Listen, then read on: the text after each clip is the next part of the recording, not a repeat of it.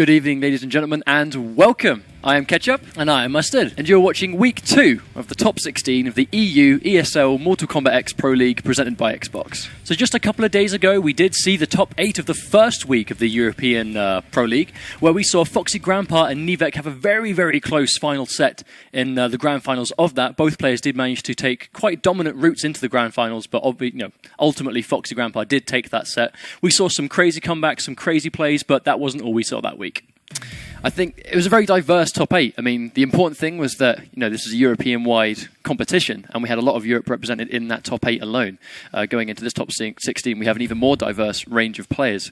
But from that top 8 we saw so many good matches, some really, as you mentioned, some crazy comebacks, some really clutch plays, and some great situations where players kept their composure and gave us some really good games. Well, it was all about, it was the first week, so we did expect to see some nervous plays, some combo drops, that sort of thing, but a lot of the players, especially in sort of the later stages, we saw some just really good gameplay and some really tight execution. But that was week 1. We are now going into week 2, where yet again there is a weekly prize money of $1,000, which will get split up among the top 8 today.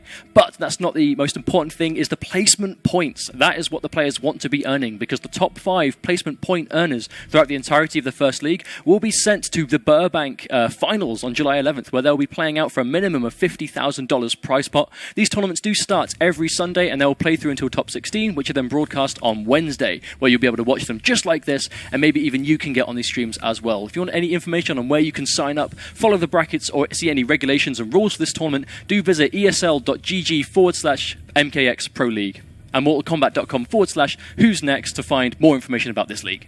Much like our last show, though, don't think that the players can be walking away with stuff. They're the only ones tonight. You at home using Twitch chat can use our prediction point system. That's simply done by doing !predict, followed by the points you'd like to spend, followed by the player you think will win each set. Everyone will start with 10 points, so spend them wisely, don't waste them, and you increase your chance at winning a copy of the game on Xbox One.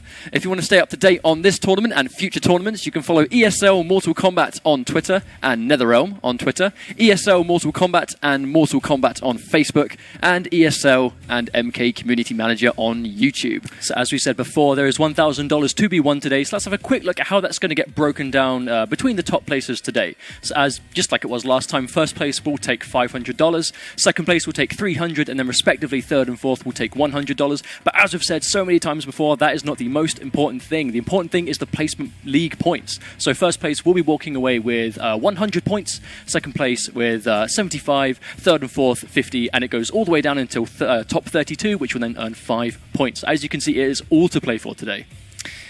It's a very important time for these players, no doubt about it, but we had a very interesting week 1, and for those that may have potentially missed the competition or really didn't quite catch some of the matches, then we've put together a little sort of top 5 plays video for you to check out to really see what the level of competition is right now. So let's check it out.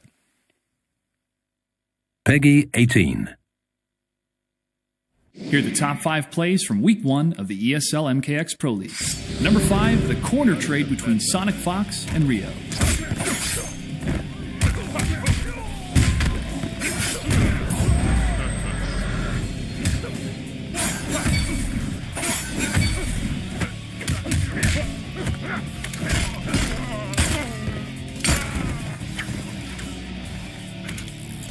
At number 4, Perfect Legend is too fast for Rio.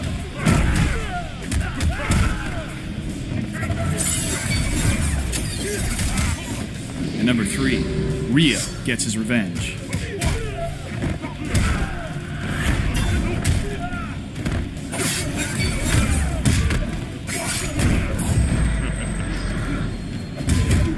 At number 2, Pig of the Hut shows the power of Kenshi.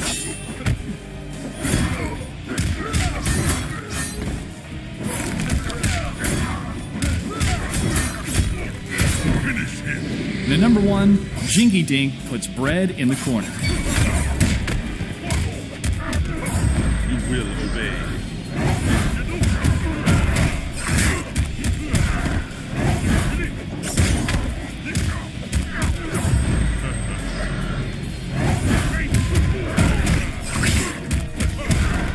Tune in to the ESL Mortal Kombat X Pro League, presented by Xbox. So there's some very strong play from the North American side of the top, the ESL Pro League that we're about to see. If you want to check those guys out, make sure you stay tuned after Europe is finished to make sure you can watch those too. But we're not watching North American play right now. We're watching European play. And I'm really, really excited to see what Top 16 brings today. I mean, we have some fantastic players coming into this. We have Master VHD, who made Top 16 last week, who is now, we can watch his game today when he's coming up against Fasol, who was another player we saw in the top 8 last time, doing some really good Buzzsaw Kung Lao and some really good Katana play as well. But that's not the only players we're going to see here this week. I think the interesting thing for me here is that we have players like Mitsu Owens, who was one of the finalists for the ESL preseason with a very dominant Scorpion that time. We have players like Euphemism, people like Mr. Aquari, who we have seen in the preseasons but haven't had a chance to shine in the actual season now that's begun. We have players, returning players. We have people like a Foxy Grandpa. We have Nivek. These guys are back and they are raring to play. They want those points and they want that cash prize. But it looks like our first match right now is going to be Fasol versus Master VHD. But let's talk about Master VHD for a second. Well, Master VHD, we've seen him playing a lot of online. He plays the ranked matches quite a lot. But we saw him most recently at the Belgium Mortal Kombat Cup qualifier, where he has managed to qualify his place into the finals for the Belgium side of it, Mortal Kombat Cup being a European-wide offline tournament scene. And he's managed to qualify quite convincingly for that. I believe he was first in his group. He played some really good Kano, very good Cutthroat. I know he plays Cybernetic as well, but Cutthroat is more the variation we see him use a lot. But he also brought out some Grandmaster Sub-Zero to really, sort of counterpick as well when he feels that Kano isn't going to really do that. So we'll see if he can do that today. Okay, ladies and gentlemen, you have 3 minutes starting from now to make your predictions once again. If you think Fasol's going to win, predict on him. If you think that Master VHD is going to win, then predict on him, as you would expect. Both players, there's no slouch. You can't really call it at this point. I think, although we haven't seen Master play, he is a very strong player. It depends on what character he goes. It also depends on what character Fasol's going to roll with. He had a very strong Buzzsaw Kung Lao last time we saw him play, but as we saw against Foxy, he does play Katana also. So I think with both these players, we know they can play multiple characters, and it's really going to come down to who are they going to play in this tournament. Well, it's like you said last time, Fasol plays multiple fighting games. We've seen play all sorts up until this point, but when it's early on, he shows some really good promise at that early stage. He picks up mechanics quickly. Yeah, he does exactly. pick up mechanics very fast. Well, it's even like we saw yesterday. His set against Foxy was quite one-sided, but he did adapt quite well, and the matches became progressively and more sort of towards his side. And hopefully we can see that today. He might be able to run a train straight through the grand finals, but again, he will come up against Foxy if Foxy finds himself winning as well. And something worth pointing out, Nivek and Foxy Grandpa, last time's finalists, cannot be in the grand finals this time. They'll be meeting quite early on in this bracket. So we will see very little rematches that we saw last time, I think. It does give us a good opportunity, though, to really see if someone can just sneak in there and then take out some of these killers. That's what I really like about these online leagues, and that it gives these players that would often not have the chance to go to a tournament locally and really make a name for themselves. These free-to-enter online tournaments really give them a chance to do that. So we have players here like Euphemism, for example, who, we've known Euphemism for a long time, being from the UK ourselves, but he's a Scottish player. He's a Scottish player from near Glasgow. So he hasn't really had a chance to make a name for himself, but here he is in the top 16 ready to play. Well, that's what I mean. It gives players this opportunity to really show what they can do on a more comfortable scale to them as well, because obviously you can just do it from your home, wherever you happen to play. But again, we see players like Tough Gong is here again. We're seeing Pulsar again. So a lot of returning players are managing to keep that consistency, which again will always result in those really important league points adding up and giving them that really good chance at being sent to the Burbank finals, because that's something that everyone who takes part wants. That is what you enter for, is because you want to go to those finals, you want to stand a chance to win that. Again, minimum $50,000. That's what they're here for. So we'll see if they can do it. I don't think, who doesn't want to be on the world stage? You want to be part of that 16 best players in the world, proven. You're not going to be able to breeze your way through to this position. You have to take out so many players every week to reach that point. And the fact that we have returning players here, it kind of shows us that they have what it takes to keep it together, level up their game, and then come back next week even stronger, and hopefully placing higher than they did the week before. Especially if they were in the kind of top 4 range. If you're in like the top 4, if you want to improve, that's top 3. If you want to improve, that's grand finals. So as we get higher and higher, the margin of improving is so high if you want to reach the higher part in the tournament. Well, I mean, earlier on we were talking consistency, but one player that's managed to make his way into top 16 this week that we haven't mentioned right now is I'm Still the Daddy. Absolutely. He is a world-class Street Fighter player, but here he is playing Mortal Kombat, managing to get his way to top 16 this week. He entered the majority of the preseason cups and did very well in them. I believe he made it all the way to semi-finals in one of them as well. And he plays Takeda, he plays Kung Jin. He managed to get third place at a recent Combat Cup qualifier event in the UK using multiple characters. So we have these other players that are coming to this game with those fundamentals that they've acquired over the years of playing fighting games, applying that to Mortal Kombat X, and again, here they are in the top 16. So hopefully we get to see him play not too shortly.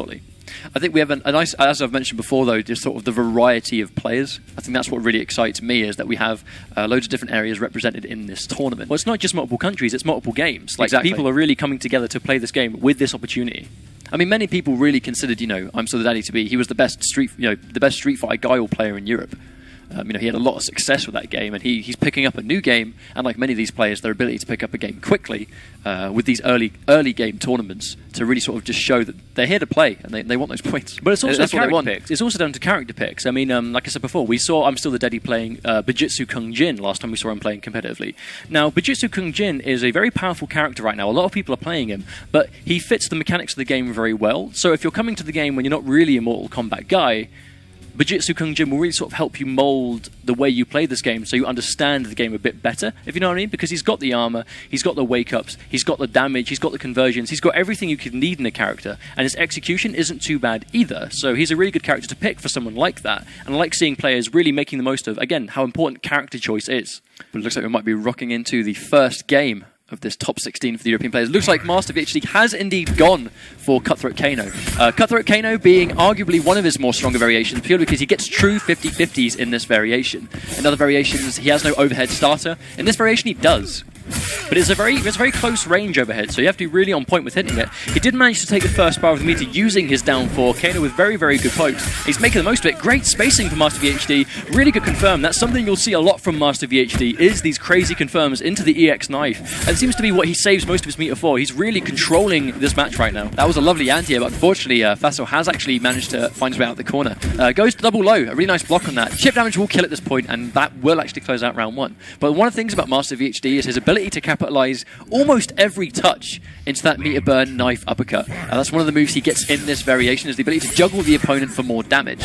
He ends a lot of combos in that Kano Ball. The Kano Ball is a hard knockdown, so the opponent they have to get up at a set time, which gives you a more consistent setup as they rise. So he's ending every touch in that, which also gives him a lot of corner carry, being this version of Kano does have a really scary corner game, which we've seen Master VHD use before. Unfortunately, no real punish on the spin, but he went for it, perhaps just a small input error. He had a really good read, though. He had a really good read on that meter burn spin, but unfortunately didn't quite get the punish he wanted. He needs to kind of shake that off and kind of keep it together, really. Well, lovely air to air. He lost the bar from it, at least, so even if he didn't get the punish, he did lose the bar. Ooh, really good confirm. Wake up all cancels out its combo, but Fassel does use his 2 bars of meter to break away. Fassel now sitting at no bars, but he does go in for the dive kick anyway. The hard reads. He tags him right as he tries to neutral jump. I mean, this could potentially be the round. One combo will potentially tighten this up. We have another conversion to meter burn knife. As we've said, those conversions are double conversion for more damage. He's going to win this round. Oh my days, the Kano Ball whiffed. That was a mighty whiff. You hate to see that kind of thing happen. No one wants that. You spend the 2 bars because you're confident you're going to win the round, and then your combo drops. I mean, that Kano Ball would have been huge, but he just needs to shake it off. Unfortunately, he's in the corner against Buzzsaw Lau. I don't think this is a very fun place to be.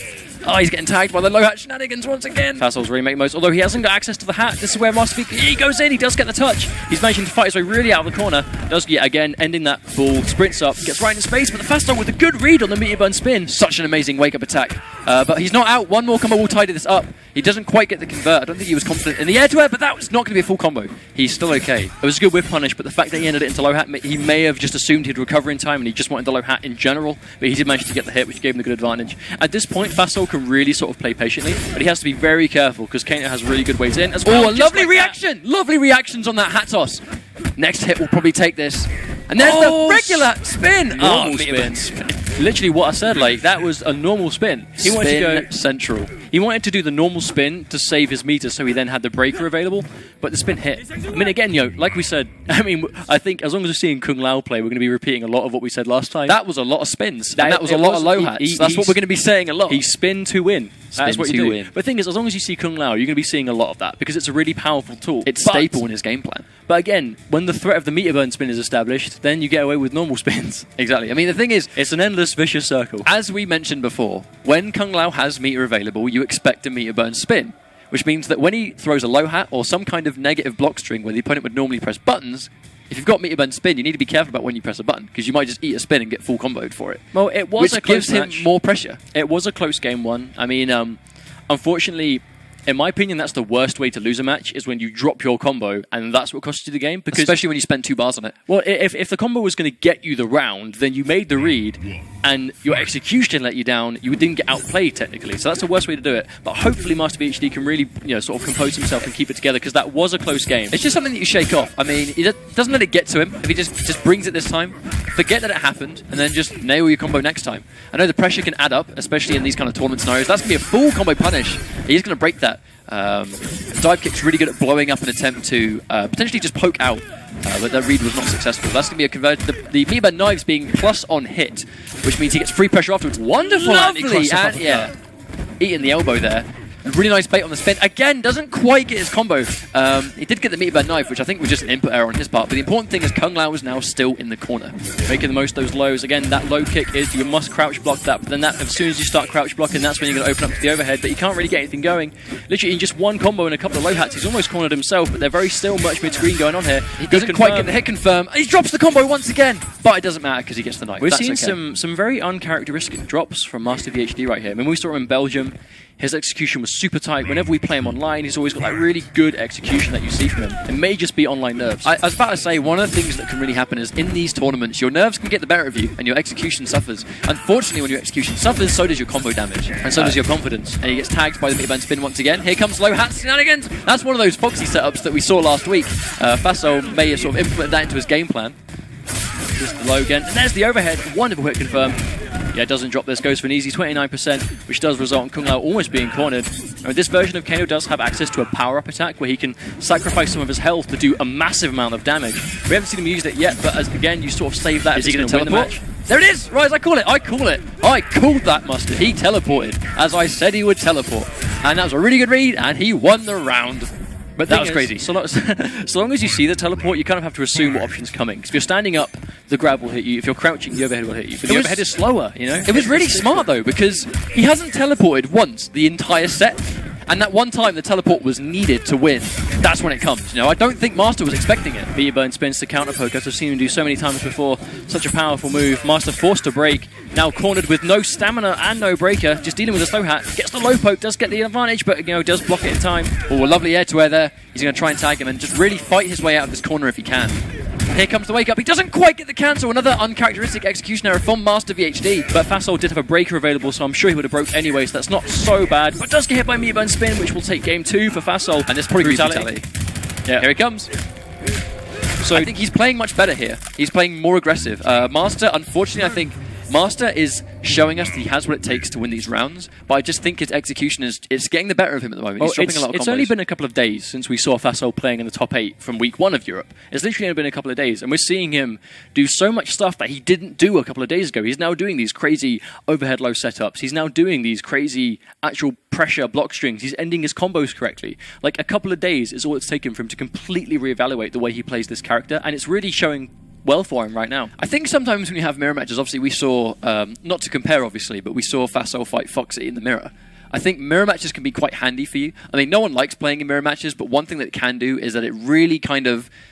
It's the highest chance you have of seeing something that you haven't seen before. Not saying that that is what happened, but it very well could have been a fact that Fasol evaluated his games, like many tournament players need to do, is that he evaluated his games and looked at other players of that character, or even his own matches, and has gone, okay, what do I need to do to level up and bring it harder next time? And that's exactly what he seems to be doing. My question at this point is, do we see him swap characters, or are we going to see Cutthroat Kano again? Because Master does have a very good Kano, but he's dropping a lot of combos that he doesn't normally drop. He's getting hit by a lot of meter burn spins that you can tell he's scouting, but he's sort of second-guessing as he goes to attack, which is why he's getting hit by them. So is he going to swap to a more patient character, or is he going to really stick to his guns? We're seeing a lot of situations here where he's actually blocking a lot. It's the mind game of the meter burn spin, where he's expecting a spin and a spin doesn't come, which gives Kung Lao more pressure for free because you're blocking. He's decided to stick with Kano, though, which is really good to see. He does manage to bag himself first hit. I was about to say, to work with. The all-important first hit, which does give you a bar of meter for the first hit bonus. That's huge for Cutthroat Kano because he just gets that extended combo damage and corner carry. But he's getting scouted by a lot of low hats right now. He has to be a full combo punish on that dive kick. See a beautiful punish. Count. Does break, but he decides to break after seeing him use the meter. Perhaps that was on reaction. That would have been a very good play if not. Does manage to get the hit himself, though, 29%, just like that, and he walks him all the way into the corner. Tags him by the low. That's going to be a full combo sequence, and that will tighten up that first round. Master VHD is back. Why was this so dominant? Because he didn't drop a single combo. If he keeps this up, he should be fine. He had to use a lot of meter in that round, but Kung Lao was only sitting there by himself. Wonderful uppercut to really challenge the follow-up from that. That overhead strike is unsafe on block. He probably could have got a bigger combo, but sometimes you just go for consistency. Well, and uppercut is consistent. 14% isn't bad, considering it's going to then stop him from doing it in the future, hopefully, if you condition correctly. Fasol does go with a spin finish. Normally you see Kung Lao go into a hard knockdown from there to really, know what time they're standing up. But, Fasol has his own way of playing, which is working out really well for him right now. Goes for the overhead this time. He corners himself with the teleport, though. I mean, it depends on how he's going to fight here, but another meter bend spin, not scouted, unfortunately. I mean, like I said, the mind game, that's going to be a lovely wake-up attack, but it doesn't quite get the convert. I mean, 8% is better than dropping it entirely, but that's going to be a good throw, keeping him in the corner. But he has got a bar, he's got to be careful for those spins. I'm seeing one bar from Paso, which I immediately think meter burn. Oh, uses the frame advantage, matches in pressing buttons. Certain is he going to spin? He has no chance to. A really smart back away. Don't even give him the chance to spin, just back away and leave yourself safe. That was a really good call from Master. This is what you want to see. You want to see players immediately adjusting. He said to himself, okay, right, I am losing these matches, but I'm getting the plays, I'm making the reads. What is letting me down? My execution. What am I going to do? Tighten it up, and that's what he did, and he just won game 3. But I think that smart stuff at the end there, when he had Kung Lao in the corner, and he could have gone in.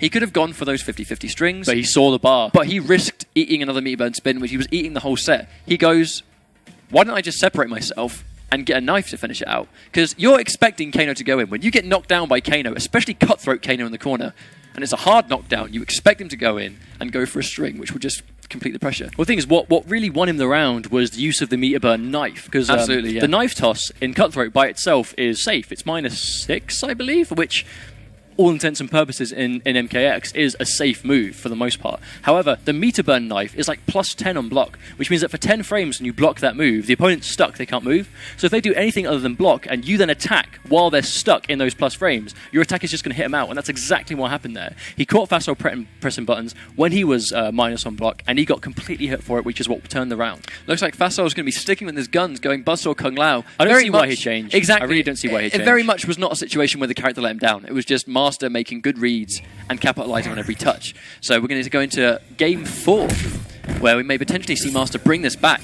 I would love to see him bring it back, because I'm always hype watching Kano, but more for the first 3-2 set we may have potentially seen. Well, Fasol's doing well for himself right now. I'm happy he's stuck with Kung Lao. There's no way it was the character's fault that he lost, and he has acknowledged that. But he's got this corner pressure, and he's already sitting on a full bar. But once again, though, Master scouting that spin, but is unsuccessful in the read, but does get a really nice interruption. And again, here comes a meter burn spin.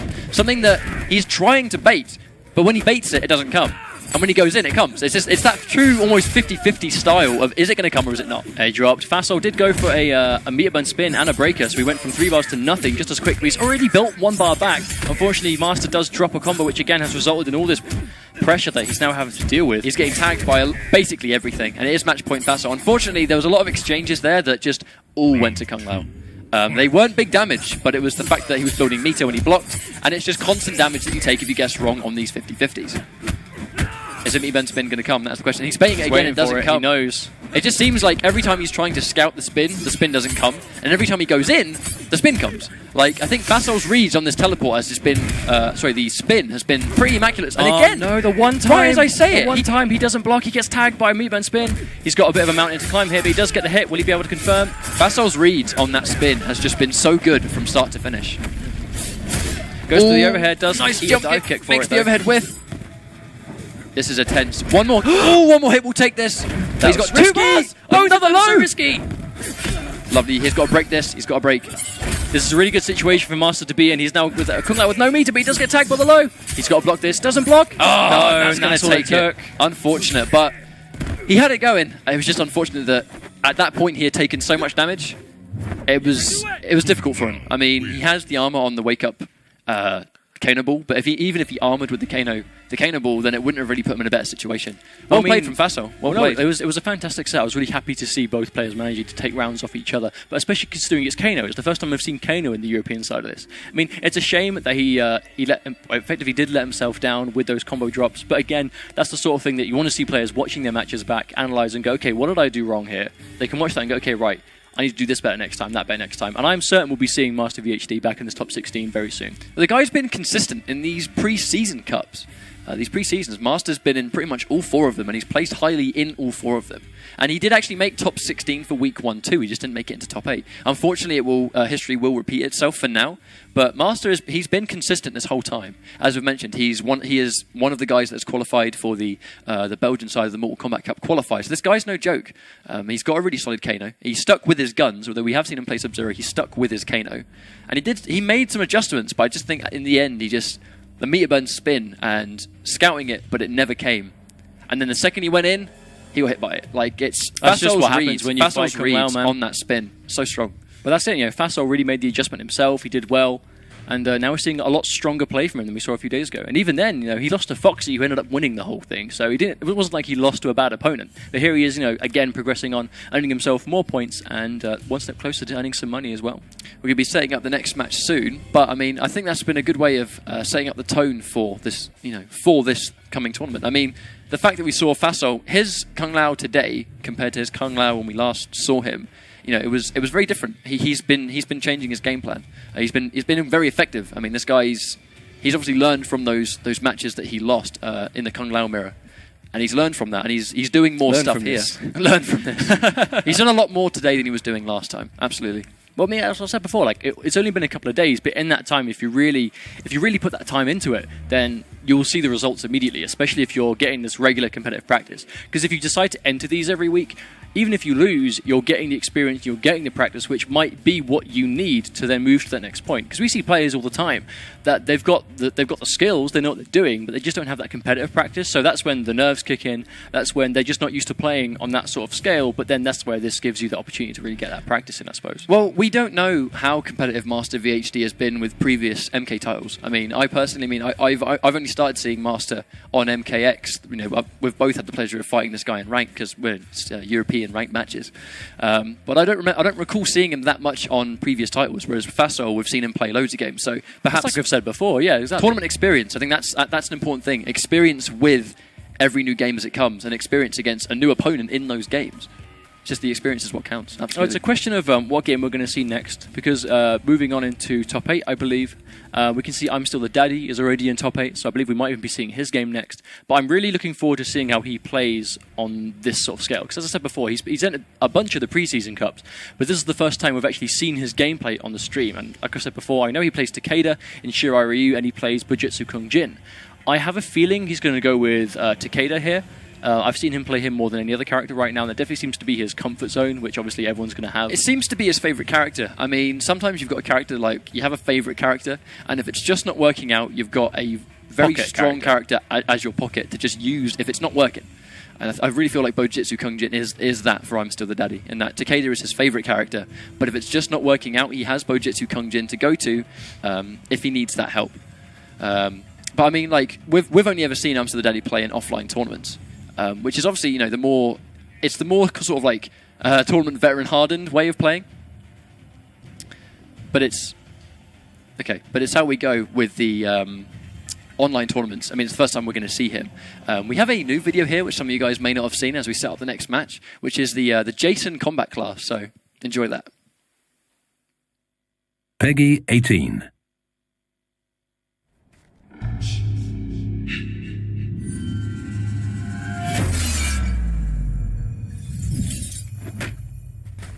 Jason Voorhees, the iconic slasher from the silver screen, makes an appearance in Mortal Kombat X. His 3 variations cater to players who love decimating their opponents with command grabs and terrifying specials.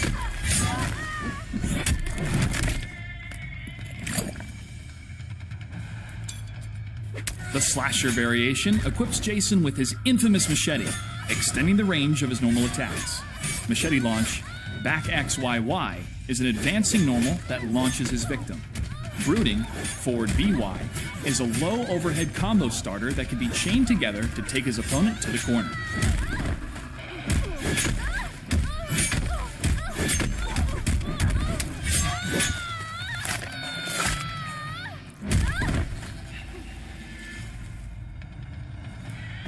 In the unstoppable variation, Jason gains the special move Rise, down down B, granting him temporary healing over time. Another special move, Punishment, down down A, increases his damage for a short duration.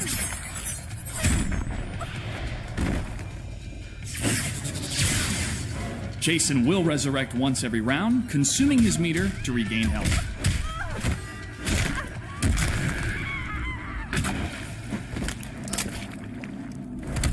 The Relentless variation gives Jason a set of special moves to trap and stalk his next victim. Pursuit, down down A, temporarily prevents the opponent from dashing, running, and reverses their controls. Lake Mist, down back Y, teleports Jason behind his unsuspecting foe. Because this variation is focused on close-range command grabs, it's best to activate Pursuit and Killing Machine after you've knocked your opponent to the ground. Killing Machine is available in the Slasher and Relentless variations. At the cost of being briefly incapacitated, this special move gives Jason unflinching armor for a short time. The goal of Killing Machine is to end the combo in a hard knockdown. When the buff runs out, Jason will be vulnerable for a couple seconds, but time it right to avoid being punished. Jason imparts the true meaning of horror with his X-ray finisher.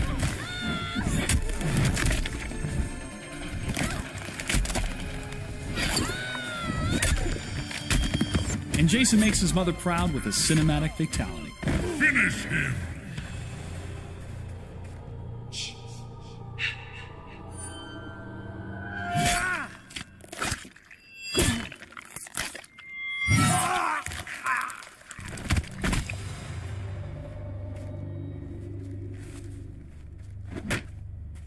Jason wins. Enjoy the horrifying Killing Machine, Jason Voorhees. And tune in to the ESL Mortal Kombat X Pro League, presented by Xbox. Hello and welcome back to the ESL Mortal Kombat X Pro League, presented by Xbox. Looks like we're going to have our next match very soon. I'm quite excited for it. We're going to be seeing I'm Still the Daddy versus Mitsu Owens. This is a match that we've seen before in the pre-seasons. I believe last time Mitsu Owens won this set, but I believe it was 2-1. I'm not sure, but I believe it was 2-1, so I predict this could be quite close. I think it's the player's ability to adapt, though. I mean, like, when we last saw Mitsu Owens play, he was playing Scorpion. We don't know if he's going to be using Scorpion again. He might have another character. But if he was dominant in the preseason and managed to make it into one of the grand finals against Nivek with Scorpion, then, you know, it would be surprising for him to change character when he's done so well with that character beforehand. I'm Still the Daddy, as we've mentioned before, for those that may have just joined us, is a world-class Street Fighter player making his way into Mortal Kombat X. Pretty much Europe's best guy, I hear a lot of people say. And this guy is no joke. He's been playing for a long time. He's been playing a lot of fighting games for a long time, and here he is in Mortal Kombat X. Plays Takeda, and he also has a pocket Kung Jin when he seems to need it. But this guy knows how to play, and he knows how to play fighting games in general. I mean, he takes fundamentals from those games he plays in the past and just transfers it into every new game, and, you know, as the evidence shows, he does very well. Well, the thing is, you know, I mean, we see him playing this game literally every day. Every day he's practicing, he's training. He does this a lot, I mean, as you'd expect when you play games at that level, especially fighting games. But it's not only that, he's also got the competitive experience. I mean, he's travelled the world for fighting games at this point. So it's going to take quite a lot to get this guy riled up. It's going to take a lot to get him nervous. So I expect we're going to see some really, really tidy play here. I mean, it looks like Mitsu Owens will be going to Scorpion in the Inferno variation, which, as I said before, we've seen him play before. So I think if we see Takeda versus Scorpion, or even Bujitsu Kung Jin versus Scorpion, it's a question of how will Daddy be able to deal with that vortex that no doubt Mitsu Owens is going to enforce. Inferno Scorpion's dangerous. I mean, we haven't seen it yet in this European side of the tournament. He's a very popular character online. No doubt a lot of you have played Inferno Scorpion once or twice before. I think it's a safe bet to say, you know, once or twice perhaps. But I mean, this character, he transfers the way he wants to play, but at the same time gets a lot more damage for his Vortex. He can get more combo damage for no meter. You know, he gets counter zoning. He can zone people somewhat with the minion that he gets access to. It increases his combo damage, and it just makes his whole game plan stronger, really. It kind of just makes everything stronger. But I think as long as we see him enforce these things that Inferno Scorpion has, then he's going to stand a really good chance at winning this. Because at the end of the day, if you've got a character that can put the opponent in a vortex and it becomes a guess, anyone can win that match. A 50-50 so if you've got a good is a 50-50. player, yeah, if you've got a good player behind that 50-50, then it makes it even more difficult to deal with. Looks like we are going to be going straight into this match now. Looks like I'm Still the Daddy's decided to go with Raiden in a very surprise pick from him. Very surprising. Thunder God, no doubt, as well. Looks like I'm Still the Daddy has his microphone plugged in also. But I mean, yeah, so this is gonna, as we saw here, this is going to be the combo damage that he gets access to. So from full screen, he gets access to those, the overhead dive kick and the low grab. As we saw there, I'm Still the Daddy actually using the Superman dive on reaction to it. This is going to be a full combo in the corner. That's be a lovely conversion. Oh, wake up into minion. Very unorthodox, but seemed to work out for him. There you go, Mitsuone's really putting in this token Scorpion pressure, really showing some good execution. Goes in the restand. Ooh, does guess wrong on the 50-50, but has a break to really save himself. Always something you really have to respect. If you've got a Vortex character, if they have a breaker, you will see some real risky play. Oh, wake-ups all over the place, but both players getting hit by them. And that's an interesting read on the Superman, but unfortunately doesn't quite pay out for him. But as we saw there, just a lot of things that Inferno Scorpion has, or Scorpion across all variations, are these 50-50 situations. And contrary to having a lot of characters having it in the corner, he gets it basically everywhere, especially after a teleport lands. Well, Mitsuones does teleport his way out of the corner. I mean, something you have to do, because if Raiden gets you in the corner and you're blocking, he's got 50-50s, but his do 50% damage and yours don't. That's going to be a nice conversion into that restanding situation where he does get the free mix-up. Gets tagged, again, that's an overhead. It gets a nice read on that wake-up, doesn't, again, pay out for him. This can be a full conversion into a spear, which is no doubt going to restand him once again.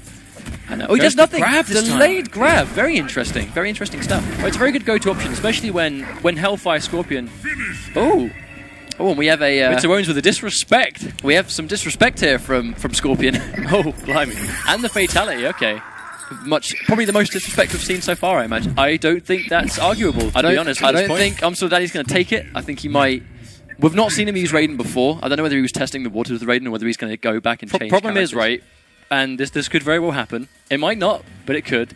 I'm Still the Daddy has been playing fighting games for a long time. And if he's trying to rile him up by doing this, by showing that disrespect, it's not going to happen, realistically. So if this then turns around and I'm Still the Daddy wins this... That's just something that you've then got to hold, really. I suppose. Exactly. To the viewers at home. I respect that. I respect the confidence. Hey, hopefully it pays off. Man's confident. He's good to go. But we are going to see, he's gone back to character select. He's sticking with Raiden again by the looks of things. I mean, as I said, I think it's going to be a matter of, if you keep changing character after character after character, it's hard to adapt to a certain character, because if you stick to one fighter and you're struggling with a matchup or whatever, if you stick with a character, it's easier to learn what you can and can't do, rather than if you change character, then that thought process has been completely refreshed from the beginning once again. Oh, it's like we said last time. I mean, character loyalty shows a lot. I mean, Foxy Grandpa with his Kung Lao Nivek, with his Raiden, we saw a lot of strong play there. And Mitsuones, I've only ever seen play Scorpion, so he's put a lot of time into this character, but he does lose first hit. Worth observing, actually. Mitsuones has changed variation. He's no longer in Inferno. I'm not sure if that is allowed to do, but he seems to have changed his variation after winning. But we'll see. I mean, he now doesn't have the minion zoning. He does have these swords instead. But it's really not working out for him as he quite... Oh no, will he get the comeback? Will he get the comeback here? It's going to be much harder for him to make that comeback, because he's more sort of... I don't want to say honest as such, but he gets less true mix-ups off a lot of his touches. Ninjutsu gives him much better buttons. The forward two and the back two being very notable attacks. Unfortunately, he does quite a drop his combo as well. But we're going to see I'm Still the Daddy in the corner and handle this situation right now. That's to be a full combo. Unfortunately, not hit confirmed. That normally can be hit confirmed into a teleport into a full combo. Oh, managed to get the jump lovely read. read. Oh, he drops the follow-up, unfortunately. I mean, something that Ninjutsu doesn't have over Inferno is the combo damage. It will still hurt, just nowhere near as much. Oh, the whiffed uppercut. That is normally full combo whiff punishable, but unfortunately, I'm Still the Daddy does not catch it. Interesting break, though. He's now finding himself with no meter, and he's on a massive life deficit that will take round two. Mitsuones with a full bar of X-ray to spend on what he wants. I'm Still the Daddy's going to really adjust here. It's going to be quite tricky now. It will be quite tricky. We don't really see I'm Still the Daddy going for many of those 50-50s either. He's not doing a lot of the overhead strings, he's not really going for the low. He's just kind of... In this neutral state, he seems to just be letting... Mitsuones just kind of get away with a lot of stuff, I suppose. There comes that. That's normally, as far as I'm aware, that is also punishable by Superman dive. I think there's a lot of sort of character unfamiliarity here from I'm Still the Daddy right now. Go into the armor, will he be able to convert? He converts into 33% damage, that's not too bad. Does Scout wake up teleport, goes to the environment interaction use, interesting use. I mean, that could have been a full combo punish, I'm not sure if that was an error. That's going to be an unfortunate point blank dive, I'm not sure if that was intentional, but that will be a full combo punish. Will he be able to take enough to win the round though? It looks like he might, and there we go. That's just enough. 2-0 to Mitsuones. I mean, I'm not sure. He has changed variation, which is an interesting decision after winning. Well, it still worked with him. It did work for him. I mean, we saw a lot of damage, I mean, he wasn't really doing any raw minion grabs or dive kicks in the other variations, so he was only really using them to extend his combo damage. So I guess at the neutral, he doesn't really need what he gets in Inferno, and he decided to go with Ninjutsu. I think one of the crucial things here is that a lot of stuff that Scorpion does, I mean, apologies if I'm incorrect here, but as far as I am aware, a lot of stuff that Scorpion does on block is punishable by the Superman dive from that mid-screen distance. So if Scorpion does a spear on block from that range, I'm fairly certain Raiden at that jump distance can block it and punish it with a Superman dive. Superman dive has crazy corner carry, and the corner is where Thunder God Raiden wants to be. But Scorpion is hard to pin down, and his Meteor Burn teleport will get him out of quite a lot of stuff, especially if he has the option to cancel it as well. So Scorpion's really hard to pin in place, but if you do, Raiden's got the damage to really kick that into him to make sure that he doesn't really make the comeback, I suppose. But Mitsuones is now 2-0 up. He's now 2-0 up right now over I'm Still the Daddy, so we'll see if he can make the adjustment. I believe he's gone with Raiden again, so we'll see if this decision will really be able to sort of stick with him. So we're going into the next match right now. He has gone back to Inferno, which is obviously the variation he used in the very first match.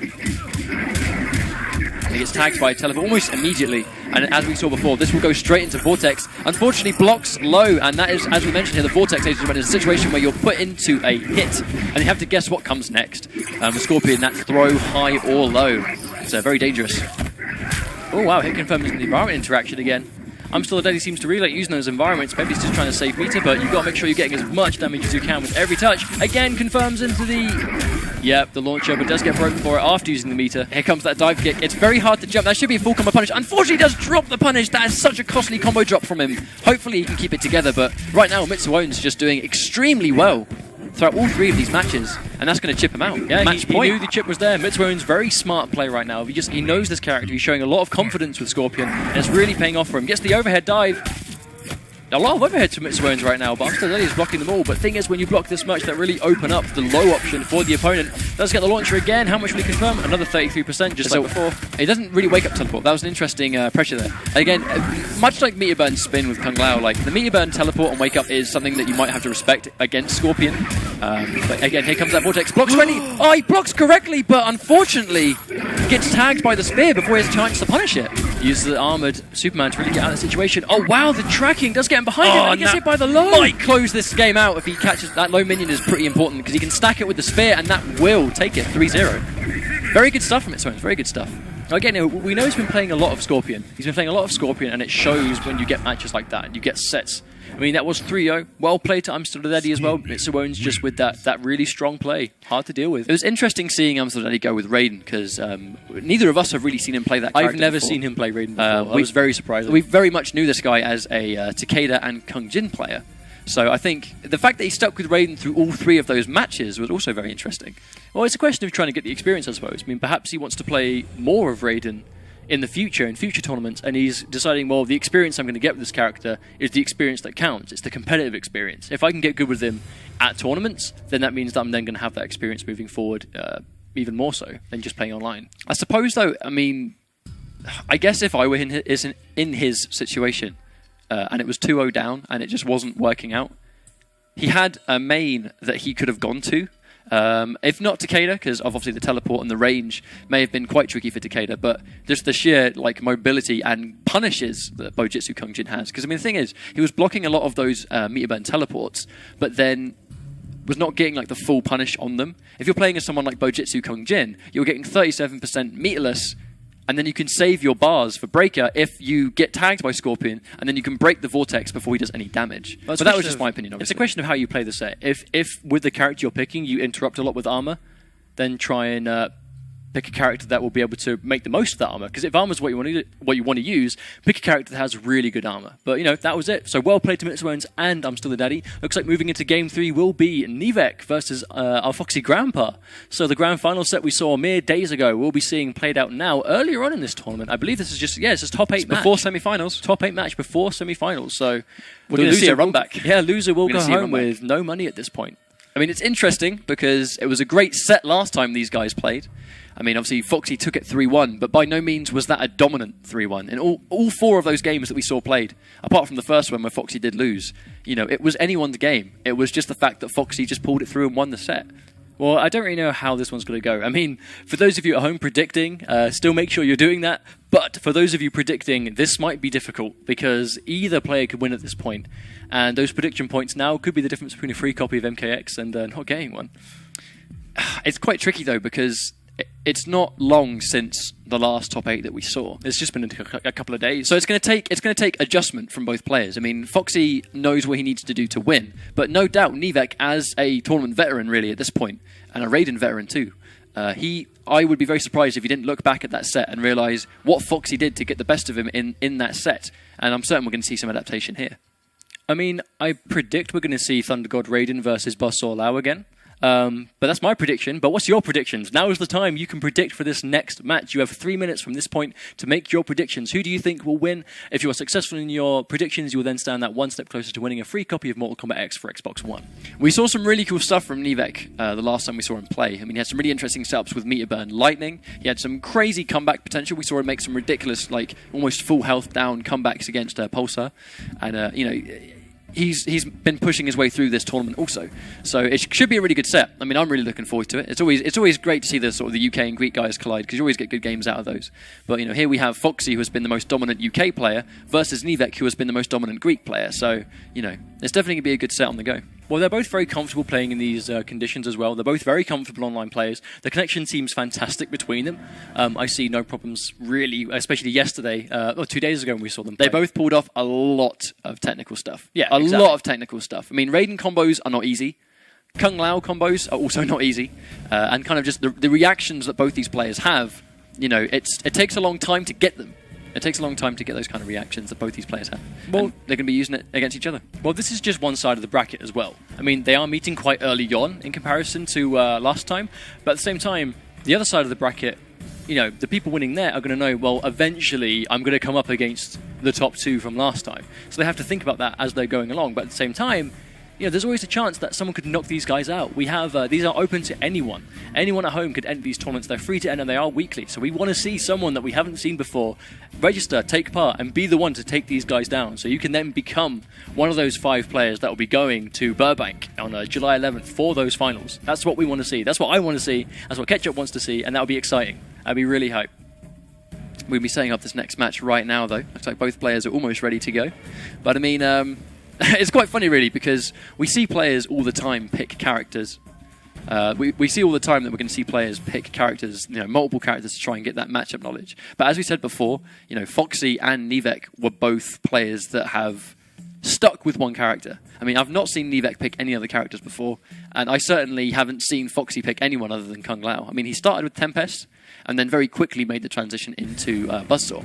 Well, so we saw, not even just those two, we saw Mitsuones just now with a very good set, but he plays a lot of Scorpion. I've only really ever seen him play this character. So right now, character loyalty is showing more over counterpicking, because we've seen it. I agree. We've seen it attempted, but it's not really worked. So character loyalty is proving king right now. I mean, even in a lot of tournaments that we're seeing, a lot of grassroots, a lot of majors, a lot of players that stick with one character are having the most success right now. I mean, just like Sonic Fox, Aaron Black, since day one, he won Fatal 8, he won 3 pre-seasons, he won week 1, and it's all with that one character. We have players as well, I think that is being proven right now, and that character loyalty seems to be stronger than messing around with loads of characters. Because I think the risk you run with playing other characters is that you get put in a situation where a lot of people know what character they're going to play, and they refine their game plan from day one onwards. If you kind of find yourself in a character crisis, or you're trying to cover more grounds with loads of characters, you kind of run the risk of being behind. So by the time you've actually figured out what characters you want to play, or what character you'd like to play, by the time you figured that out, everyone else will already potentially be slightly ahead of you because they made that decision on launch day. So what we're seeing, at least in these European Cups, is that people that have stuck with one character and have progressed through there are getting much more success than those that have played multiple characters at the same time. So looking at the bracket at this point, we could see that Pulsar again has managed to qualify for top 8, just like we saw before. But again, he is on the opposite bracket to the guy that beat him last time. So if he does manage to get his rematch with Nivek, it won't be until grand finals if he keeps winning. But we will see him potentially come up against Mitsuones if he wins his top 8 match. But again, we have Kane and Mr. Aquari, who Mr. Aquari is someone we've seen consistently take part and place well in these European leagues. So it very much could go anywhere at this point. But the match that we want to see right now is Nivek versus Foxy Grandpa, because we don't know who's going to win this, but whoever wins is a strong contender for taking week 2. I would hope that someone can really bring it to one of these guys this week. I mean, it would be a shame for this to be like one of the closest games in terms of having a chance of beating one of the two. I feel like if they have to fight each other this early on, they were so dominant last time. That you would hope that this isn't the set that kind of just defines this week. I really hope that someone on the opposite, seeing as they are on the opposite end of the bracket, that someone has a chance to avoid them until grand finals and then really hammer it in and then give us a really good set. Well, that'd be crazy, because right at this point, they both earned themselves a lot of placement points. Foxy Grandpa has won 100 league points right now for his first place, and Nivek has got himself, I believe, 75? I believe that's what it is. But it's for second place. Yeah, absolutely. So second place, that's what Nivek's managed to bag right now. Either player that loses at this point is losing in top 8, where you get significantly less than that. So whoever wins this is then getting that one step closer to being one of those 5 places in LA. It's definitely one of those important matches. I mean, as we get later on in the tournament, the differences are significant, but getting into top 8, these differences are also very significant. So I don't think either player wants to go out now, and we are going to see a good set. I think we have seen Thunder God versus Buzzsaw once again, and this should be a fantastic set. Right, let's go. So the last time these guys played, it was 3-1, and the one game that Nivek won was absolutely dominant. So will we see a repeat of last time? He has managed to bag himself first step, which is always very important. Against a character like this, drops his first combo, very uncharacteristic of Nivek right here. But that was a very nice punish on the Kung Lao teleport. You kind of jump on reaction to the animation, and then as he reforms the other side, that's when you do your neutral jump punch, and that's exactly what Nivek did there. Very smart stuff. You don't see a lot of people do that at the moment. But both players kind of feeding each other out in this kind of neutral game where they're trying to stay out of range of each other's attacks, but in range of their own. That's the term footsies that we all like to use, where they're kind of bobbing back and forth, trying to get that magic string or that magic button on the go. But Nivek's health is very dominant. Chipped down at this point, non-stop. Nivek looks like he's going to be taking this round. We're not going to see a comeback if that's the sort of thing that's going to stop him from getting out of the corner. Manages to use the massive hitbox on that string to just stop him from using the interaction. Okay, so we have Thunder God in the corner. This, as you guys have seen before, this is where Thunder God wants to be, but Foxy has fought his way out. Lovely anti-cross-up uppercut, though. Really good stuff there. And that's going to be a hit confirm into low hat. The jailing, as I've seen before, where you jail him with the jumping normal and then the teleport mix-up applies afterwards. Foxy Grandpa forced to break, manages to bag himself away from damage, does drop his follow-up, which is unfortunate. I imagine he tried to dive kick there. But unfortunately drops it. Looks like there's a bit of nerves here playing for both players. An interesting break. I mean, he's still in it by all means. Raiden does a lot of damage, but he's going to get tagged by that jump in. That will be a full jump in and into corner pressure, which we've seen Foxy do a million times before. So much damage for one bar. That's going to be a 39%. He's cornered himself, though. And as we say that, he throws him into the corner because he knows that's not where he wants to be. The thing is, right, the 2-1 finish, which is what we see Kung Lao players do, which ends in that hard knockdown, we see it because you can set up a low hat really well. But Nivek delayed his wake up, which forced the buzzsaw away from him, which meant that he didn't have the hat when he had to wake up. But he has managed to, just with 2 Superman dives, completely turn it and corner Foxy instead. These are some very uncharacteristic combo drops that we're seeing from Nivek, though. We saw last time his execution was immaculate. He's dropping a few combos here that would have potentially helped him, but this could be a hard knockdown if he doesn't drop this. Here we go, hard knockdown into Kung Lao corner pressure. Oh, the down one making the jump in whiff. We don't see that very often. That's be a full corner combo. Again, the same combo now, slightly less damage. Oh, does intercept with the spin. Wonderful use from Foxy. Will he use the... Not quite the conversion. Oh, here we go. What was that? Okay, so that's one of the things that Kung Lao can do, when he throws the hat. The problem and he can was, leave it stuck. It may not have seemed like such a mistake at first when the environment interaction was intercepted, but the problem was, it wasn't that he got punished for that, it's that it got rid of his stamina meter. That's the important thing. You can't break. When he immediately got touched after that, he couldn't break. He couldn't get out of that combo. So that one play basically cost him the entire match. But it was a lovely read from Foxy. One thing we'll see him do quite often is he'll throw a low hat in the corner or something along those lines, and he'll just walk back. He'll throw a low hat because he expects you to do something. No one wants to just sit there and take block pressure in the corner all day, especially against Kung Lao. So one thing we see very frequently is that Foxy will throw a low hat and then just walk back. If you jump, he'll anti-air. If you press a button, he'll whiff punish you. If you do something like that, like environment interaction, he was ready for anything that Nivek would have done in that situation. I mean, by no means was that an extremely dominant game. I mean, Nivek is definitely in this, but, you know, will he pull it through? Will he finally be able to conquer him this time? Let's find out. Players are going straight back into it. As predicted, we have a rematch of Buzzsaw versus Thundergod. I doubt they'll change. I doubt they'll change characters. Here we go, here comes Low Hat. That Low Hat just doing such a good job of just checking the opponent. An interesting run in there, but unfortunately didn't quite pay out. But he hasn't lost much damage, so it's not too bad. Full combo punish though, not quite executed, unfortunately. You got to make sure you're punishing moves at this point in the tournament. If you're going to win, you have to make sure those punishes are on point. Uses 2 bars, quite an expensive combo here. How much will he get? 41% into hard knockdown. The wake up jump! Oh my days. I don't think he was expecting that to happen. Nivek building that meter. He is significantly down on life, but we saw him make comebacks just like this yesterday, and he has got the meter to work with. Wonderful use of the environment interaction to really avoid that. Does get it. Oh, not quite. I don't think he was ready for it to connect from that far away, unfortunately. I think he tried to run in for a string, but that wouldn't have connected. Lovely anti-air spin. An interesting break. I think he just wants this round. He's confident.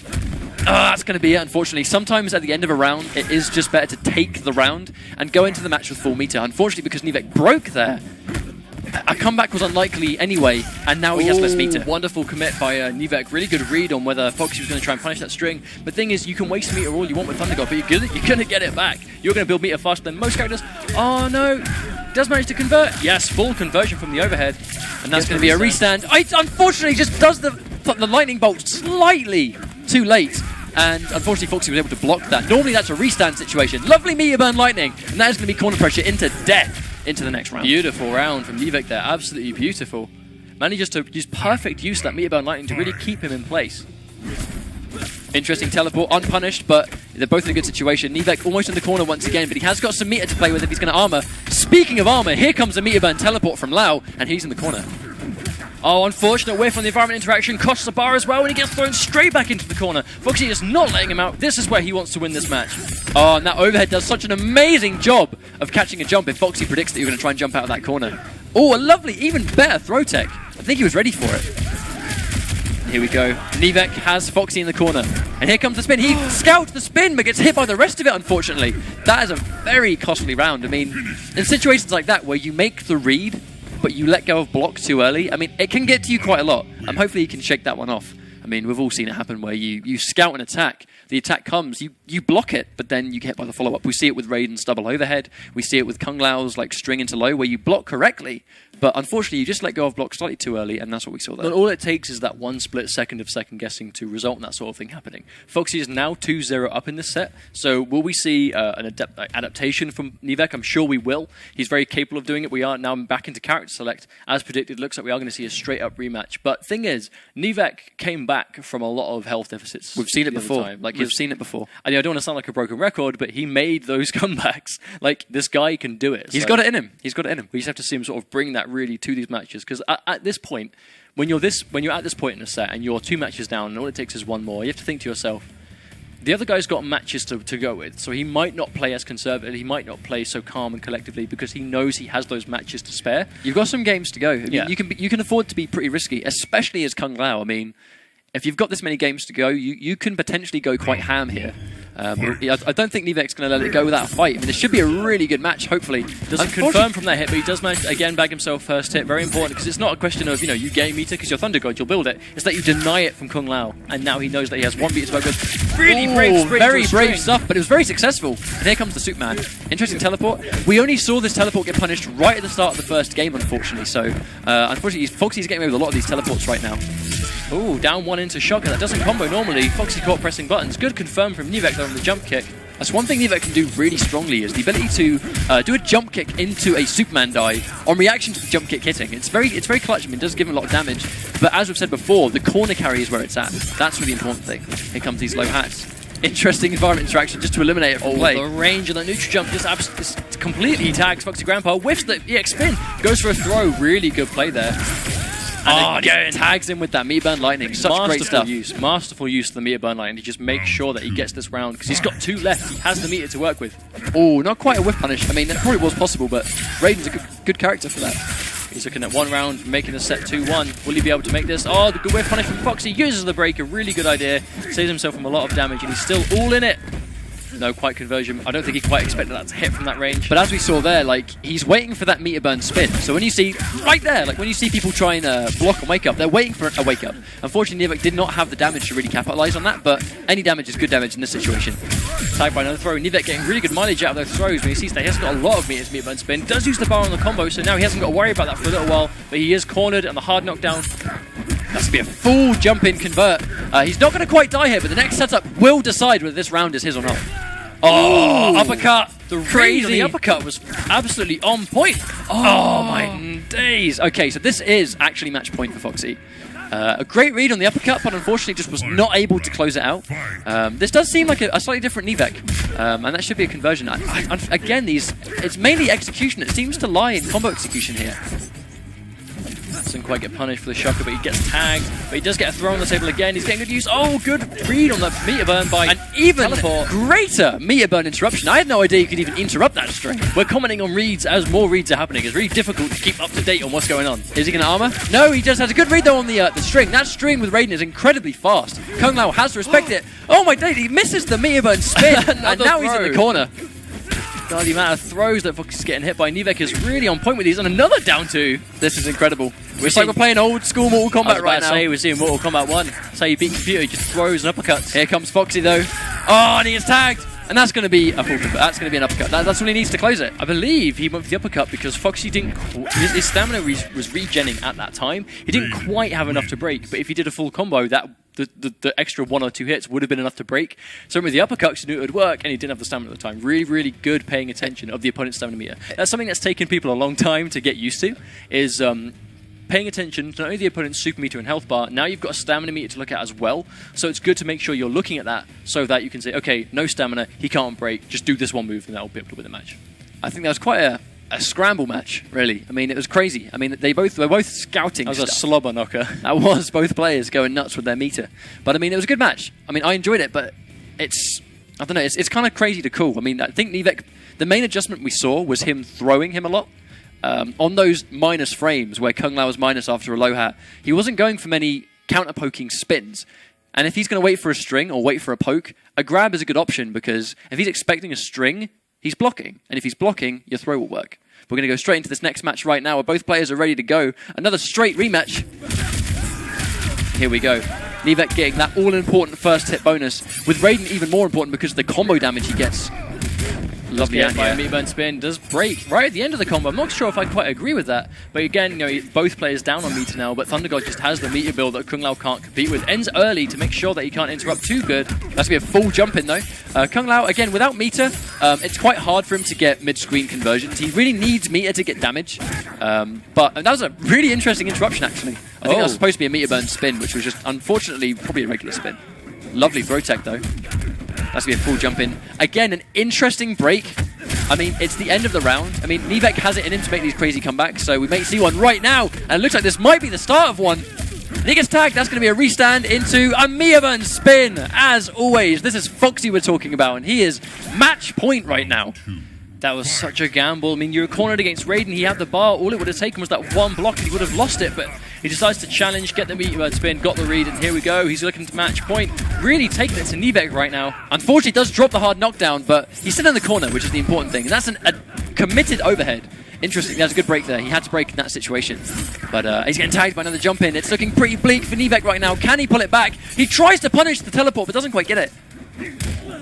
Gets the jump kick, you know. Foxy was looking for that again with the grab. Nivek is bringing shades back from the match he just won now. He's trying to bring it back in a similar way. One more combo will take this though from Foxy, and that's to be corner pressure. He's sitting on a bar, so he's got to be so careful. And he wakes up with the teleport. That will not kill him, but the chip on anything will at this point. Oh, what a dive! Come on, Nivek can really make this comeback. Gets the hit, but doesn't quite confirm. Goes the low, does get blocked. Oh, and he runs straight into the buzzsaw hat. That was so unfortunate. But Foxy will move forward. He ran right into it. You can tell that was the last thing he expected from that situation.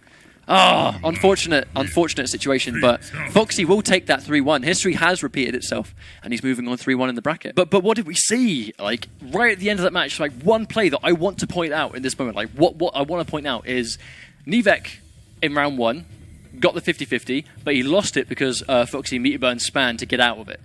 The last round, Nivek got the 50-50. Same situation, expects the spin, so he stand blocks. So Foxy wakes up with a meter burn teleport into throw instead. He knew that's what he was looking for, and that's exactly why he got that hit, which then cornered Nivek, which just started the rest of the round, and now he's looking at a semi-finalist once again. It's like we've mentioned before, in that quite often the threat of the meter burn spin is the fact that you're going to sit there, because if you knock Kung Lao on the floor, or if he throws a low hat or something that puts him at a negative situation, you're expecting a meter burn spin. If you're expecting a meter burn spin, you can't lock this character down, really. I mean, like, if the threat of it is always there, then he can just go for back-to-back strings, he can go to back-to-back attacks, or he can do anything else. If he knows that you're waiting for the spin, you know, that's the last thing he's going to do, and he can get away with a lot more, just because it's there. I get the feeling that as this league goes on, the more and more that we're no doubt going to see Foxy, that we're going to see these Kung Lao players, that we're going to see Fasol. If he decides to play Kung Lao, you know, as he keeps, because I'm sure both players are going to be able to keep qualifying. As we see Kung Lao, you're going to be hearing us say this a lot. You're going to be hearing us talk about the meter burn spin, the threat of it, the options. It's very dangerous. Because at no point is the meter burn spin not a threat if he's got bar, and that's just, it's something that you have to accept and you have to take on board whenever you fight this character. If he's got meter, it's an option to respect because it is so good. The meter burn spin is so good. It's very risky though. I mean, that's the thing. I mean, something that I hear from some players is that how can something that is so unsafe be called so strong? You know, they say the move is unsafe on block. As you can see, if you block the meter burn spin, it's a full combo punish, and with Raiden, that's like 50% damage. But it's always there. I mean, in that one situation we saw where Nivek had the corner sequence, and that next touch would have killed Foxy. If he blocked the meter burn spin, he would have won that game. But Foxy made the read, you know? And when you have him in the corner, and it's going against most characters where normally my 50-50 here is true. It's something they have to hold. And if they've got armor, sometimes I may even just chew through it. As Thunder God Raiden can chew through armor very quickly. But it's something that you can't just dedicate. Because as we saw there, Nivek went, okay, if I get this overhead, I win the game. And if he spins, I lose the game. He made the gamble, and unfortunately just wasn't successful. And the spin came and he lost. Well, as I said before, Foxy Grandpa is another semi-finalist. We'll be joining Mitsu Owens in that side of the bracket. But moving into the next match, we'll be seeing Pulsar, who you may recognise from the top 8 a few days ago, against Mr. Aqueri, a player that we frequently do comment on his consistent performance in his top 16, how he keeps making it here. His performance in the pre-seasons is now coming up against Pulsar, who was a very strong Ermac that we saw a couple of days ago, really showing the strengths of Master of Souls as the variation he was using, making the most of that vortex, that damage. And Mr. Aqueri himself plays Outlaw Aeron Black. He also plays Sonya in multiple variations, but it's all based around 50-50s. So this is going to be a very aggressive, very fast-paced match, I have no doubt. But it'll be a question of consistency from Mr. Aqueri versus Pulsar's just solid gameplay. I mean, as we saw yesterday, to keep talking about it, I suppose, Nivek did manage to make the comeback against Pulsar in a couple of rounds, but Pulsar then won that match. He composed himself, and that's the sort of play that we want to see at this level. And I have no doubt that we're going to be seeing at some point as this week goes on. I think with a character like Ermac, though, you need to compose yourself, because this is a character that has unsafe 50-50s, but when he gets right, he's in a good situation. You know, he can take those 35% or those 30% combos and then just loop them. And if you're losing your composure, you're not going to be confident in those, and you're not going to be confident in those mix-ups that you're going to go for. But speaking of confidence, if you guys at home are confident that you're going to predict correctly in this set, you have 3 minutes starting from now to make your predictions. If you think Mr. Aqueri is going to win, it's exclamation mark prediction followed by the points followed by their name, and the same for Pulsar and Mr. Aqueri, obviously, together. If you have any questions on how the prediction system works, do visit mkxconnect.com to get more detailed descriptions of how that works. Remember, if you are successful in your predictions, you stand a chance to win a copy of Mortal Kombat X for Xbox One, so you too can also take part in these fantastic weekly online tournaments. Let's talk about Mr. Aqueri for a second. I mean, we haven't seen him in action on stream yet, but he has been in every single ESL preseason, and he's been very successful in those. I mean, he's consistently been in the top 16 or the top 8. Which means that you're constantly earning league points. Even if you're not placing high on these tournaments, you're getting the league points, and that's what matters. But this is his first top 8. His first stream top 8. So hopefully we can really see what he does. I mean, we know he plays Aeron Black and Sonya. I think Sonya is his preferred character, and Sonya is a very dangerous character in this game, especially the variation that he plays. Especially the way he plays her as well. I mean, we've seen him play multiple times at this point in different ways, be it online, be it in these leagues, but it's a very risky way of playing, but it's high reward. High risk, high reward reward. is absolutely how I'd explain his play. I mean, he commits to a lot of things. We talk about hit confirming, which is something where you can look out for a combo string, and if you see the string connect, you then commit into the next part, which is normally unsafe on block. If you simply do a string into a special, you get the combo on hit, but on block you're unsafe. Mr. Aquari really dedicates to a lot of stuff. You know, if he's confident that you're going to block low, or if he's confident you're going to block high, he will just go for it. And it's a dangerous thing, because you never know what to expect against a player like that. That's what I mean. Like, normally that sort of play you would consider, well, if you're not hit confirming, then you're being really unsafe. You would assume it'll make it easier for you. But if you know that's how they play, then you don't have to think, okay, well, he's not going to hit confirm. You think, right, he's going to commit. So if I get tagged by anything,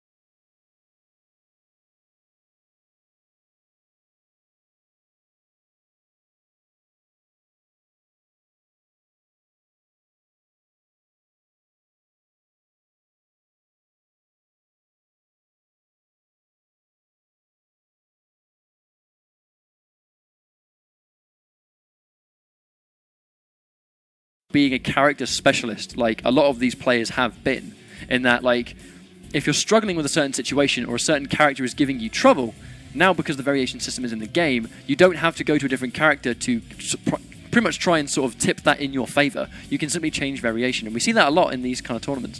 Scorpion's a very sort of prominent character for that, I feel, where his variations do let him do roughly the same job, but they let him do that job differently against certain matchups, which is ultimately the most important thing as a competitive player, is learning those matchups.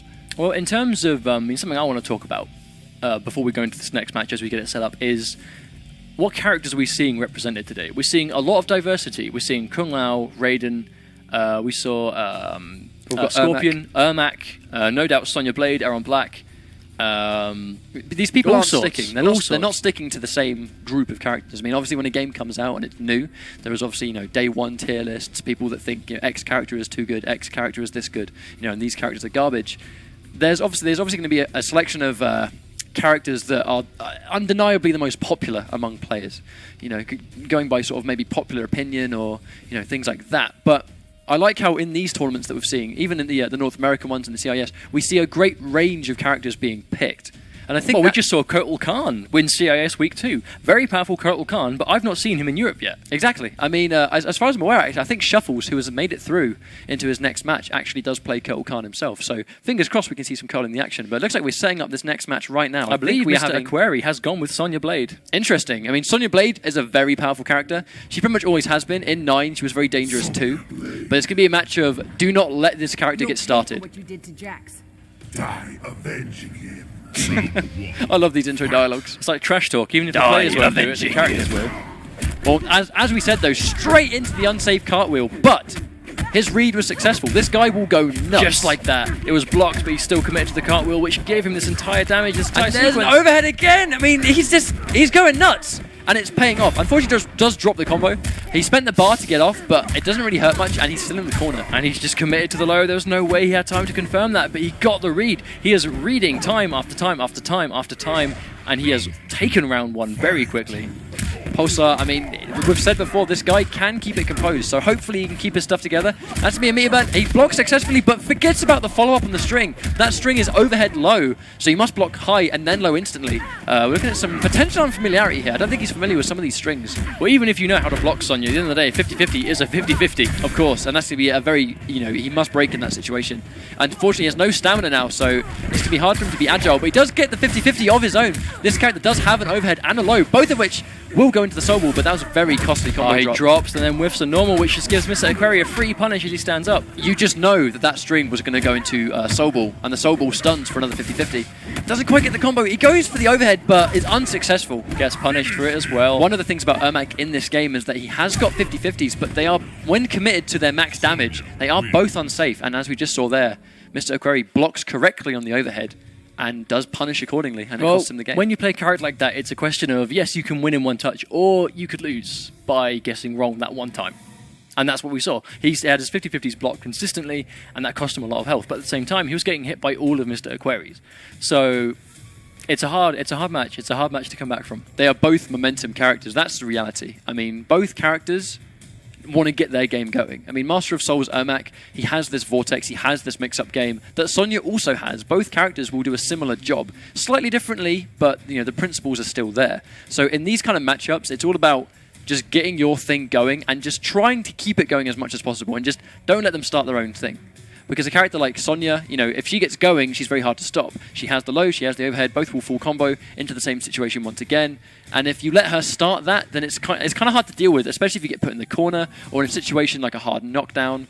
So if you've got a character that yourself has good momentum, like Ermac can do, when he gets going, he can shut you down entirely. You just have to start it first, really. That's Basically, what it comes down to. First hit is very important in these sets. Well, especially the barometer, because it gives you the breaker. Breakers are a really good way to help yourself defend against this sort of play. So not having a breaker and then get hit by a 50-50, which will then loop back into itself, is a nasty place to be. Especially seeing as both characters have these 50-50s. Yeah, exactly. I mean, they're different. I mean, a lot of characters in this game have 50-50 strings. By 50-50, we mean overhead or low, where you must block high, you must block low, and if you guess wrong, you'll get punished for your troubles. But I mean, a lot of characters in this game have them, but the characters have different ways of kind of just applying those, really. And obviously, Mr. Aquari is one of those players that plays two characters, Aaron Black and Sonya, that both have those kind of strengths to them. I mean, Polestar has been sticking with Ermac. He's been doing really well, but it's quite overwhelming. Well, at this point in the tournament, we're looking between a loss now is the difference between $100 and getting nothing. So this is where it counts. Like, obviously, every match counts, but this is where your money is on the line, really. Because if you get past this point, yes, if you lose, it's bad because you don't get as much, but you think, at least I still made a bit of cash. But it's also the points. It's the points you lose as well. The all-important placement points. But it's only been one game. So Polestar could make this comeback. We'll have to see. It depends if he can deal with the Sonya pressure, because right now he is just getting opened up by everything that Mr. Aquari is doing. It's one of the adaptations that he must make, because as I mentioned before, Mr. Aquari he's fearless. This guy doesn't care if he gets punished, because if he is right, if his read is correct, and he gets that pressure, he'll full combo you into that same situation again.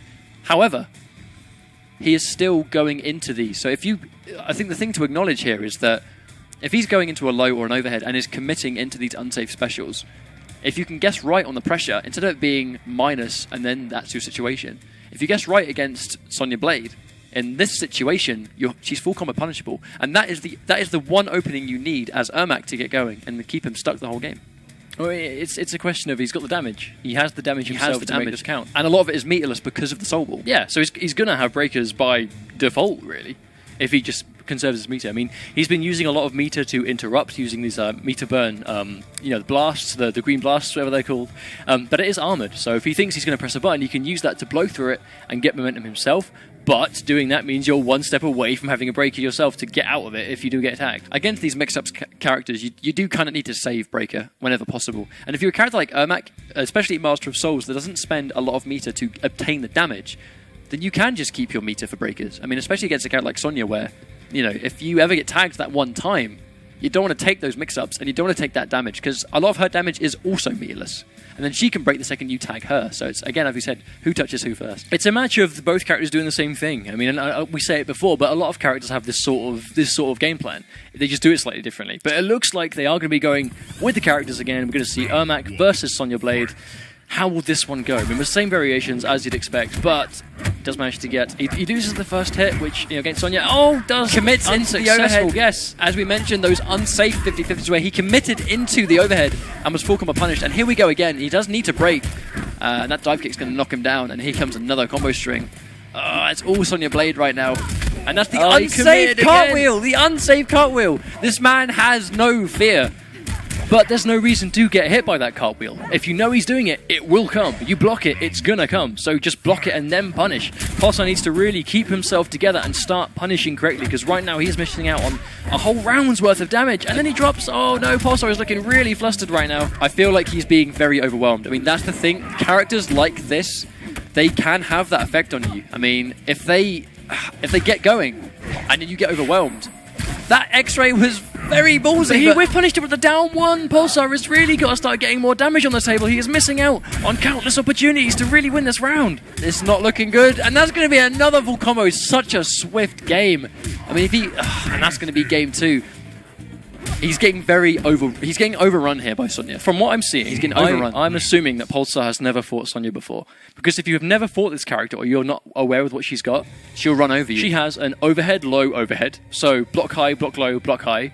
Her military stance can go into a low, which is when she does that stance. She can then go low from there, and then combo from it, or she can go a cartwheel. She's also got a low, high, a low, low. Like, she's hitting you all over the place. And if you don't know where these strings are going to hit, chances are you're just going to get blown up by it. And seeing this sort of play, I just have to assume that Pulsar is not familiar with it. But either way, how do you get around it if you've not seen it before? Get aggressive, get really aggressive, punish correctly, and get the damage where you can. We're seeing Aquari do a lot of unsafe stuff. I mean, it's successful. It really is successful. But he's doing strings on block.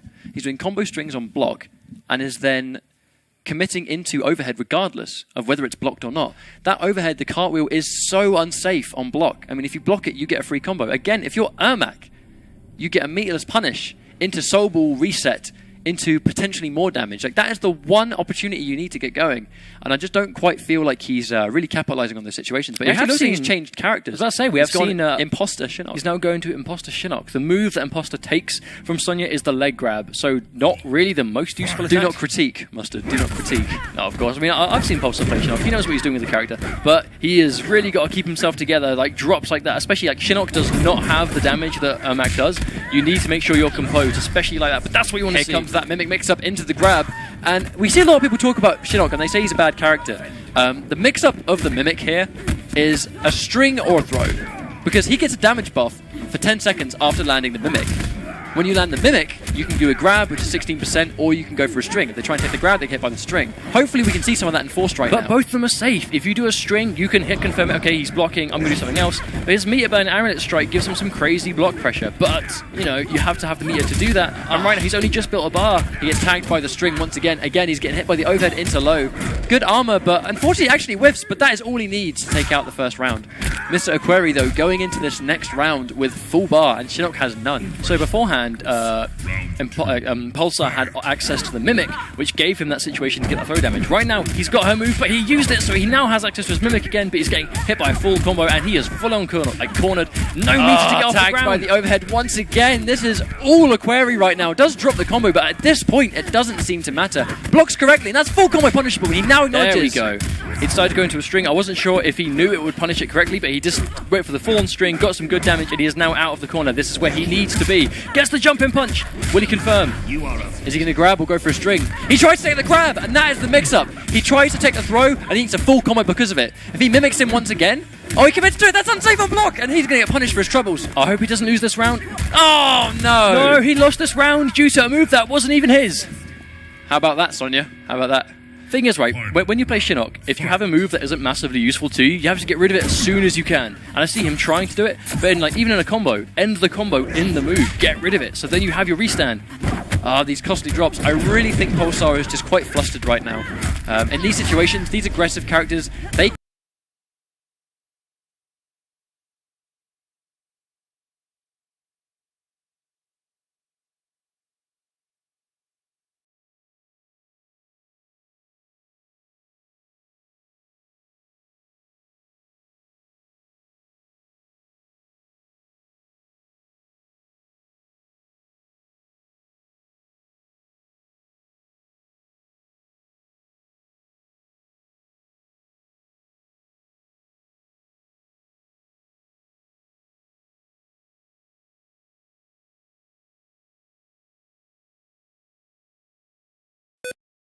attack, then even if you don't punish it with a tricky portal, they're now having to deal with you being right in their face. This character swap is looking really good right now for Pulsar. But as we've mentioned, the Mimic mix-up of string or throw.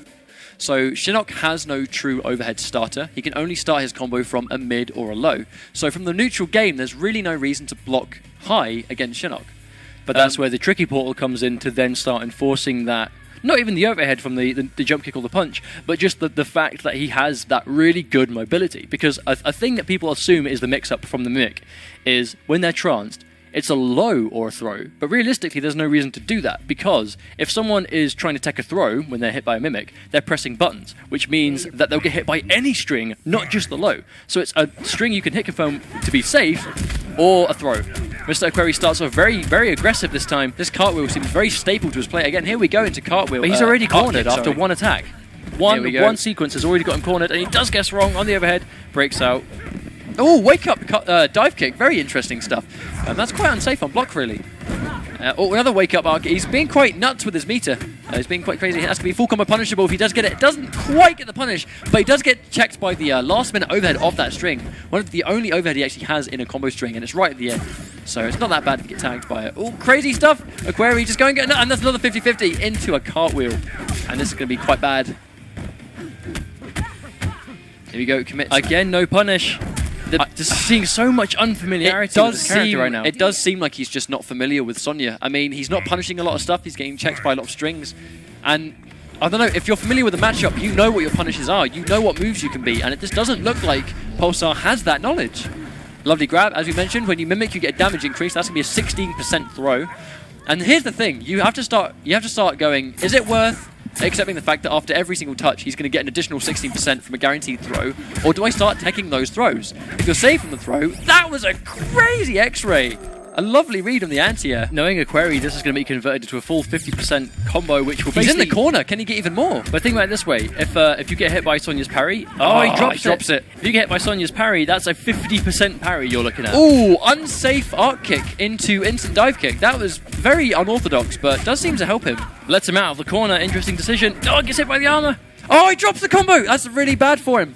And this is not a great situation. One more touch will take it, but this could be everything. Has no meter to convert. The tricky pull, the dive kick catches him, and that will close out the game. Mr. Aquari takes that set 3-1. What a set. I like the character swap from Pulsar, but I guess it just came a little bit too late. And again, what really seemed to decide it was, I totally respect the character change. He understood it is not working, Mac, and I should change his character, because we know he can play multiple characters. But what really changed that for him was just not punishing. Aquari was doing loads of unsafe stuff, and he was blocking them correctly, but he just wasn't punishing it fully. And if you punish Sonya, I mean, I know Shinnok without meter doesn't have amazing punishes without Mimic, depending on the move he has stolen. I mean, we know that the leg flip is really one of the more less useful moves that you can steal. But I mean, if you change to Air on Black, I mean, that air thing that Air on Black has that he steals is even more useless. Man, when I play Shinnok and I fight Air on Black, as soon as I catch any Mimic, I use that stolen move immediately from any touch, because you have time to waste it and then go in for your mix-up, because you just can't do anything with it. But again, Sonya's a character quite like that, in the sense that her leg grab doesn't really give you anything. You can't really anti-air with it. It doesn't really give you any more damage than you normally would have been able to get from the Mimic itself. So it's a question of just trying to get rid of it. Get rid of it as fast as you can. I mean, the only real sort of realistic way to get rid of the leg grab is to use it in a combo, really, isn't it? I mean, the issue is you won't get any sort of increased combo damage, because if you're using it that late, then any special... But the important thing is you lose it, and that's what you want to do. But as we mentioned there, though, guys, I think it's just... it's the fact that he had the character switch, but it was the combo execution. Not the execution, sorry. It was the punishing that let him down, because he blocked a lot of stuff that he could have punished, but unfortunately, I mean, good stuff, though. I mean, again, making top 8 2 times in a row. And this was the first time we've seen Mr. Aquari. As we've said, he's been quite dominant in the ESL pre-seasons. Here he's in top 8 and he's advancing into the semis. Well, making top 8 twice in a row is going to give you quite a lot of placement points. Again, like I said before, they are what are important right now, and getting top 8 twice gives that to you. If you at home want to follow any information on the progress of the league itself and any more details on how to get involved, you can follow ESL Mortal Kombat on Twitter and Facebook, and also NetherRealm on Twitter for updates on where the league's going. Not to mention the ESL website, which is esl.gg/MKX Pro League for all the information you need on this league. this tournament and the ones that are coming in the upcoming weeks. We have all kinds of players taking part. We have a lot of players here that are coming out as new players. We have a lot of players that are coming out as new blood, and that's what I really like about these online tournaments, the chance for new players to really make a name for themselves just from the comfort of their own home. Well, you can enter every week. It plays through from Sunday, where you'll go from however many enter through to top 16, where you then see a broadcast just like we have now. So every Wednesday evening, you will be able to see yourself play on the NetherRealm Twitch, should you be successful and make top 16, where you can get those placement points and stand a chance to win that big cash prize. I mean, this is a good way to sort of test your might, as it were. I mean, there's a lot of the best players in the world enter these tournaments.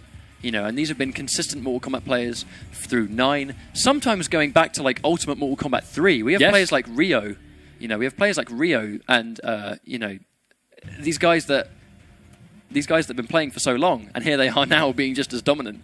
But speaking of being dominant, what kind of prediction do you think you guys are going to make? I mean, I don't see how it remotely links into prediction points. Hey, listen, right? We tried. Listen, we have 3 minutes starting from now to make your predictions in the next match. Who do you guys think is going to win? We have Faso versus Shuffles, I do believe.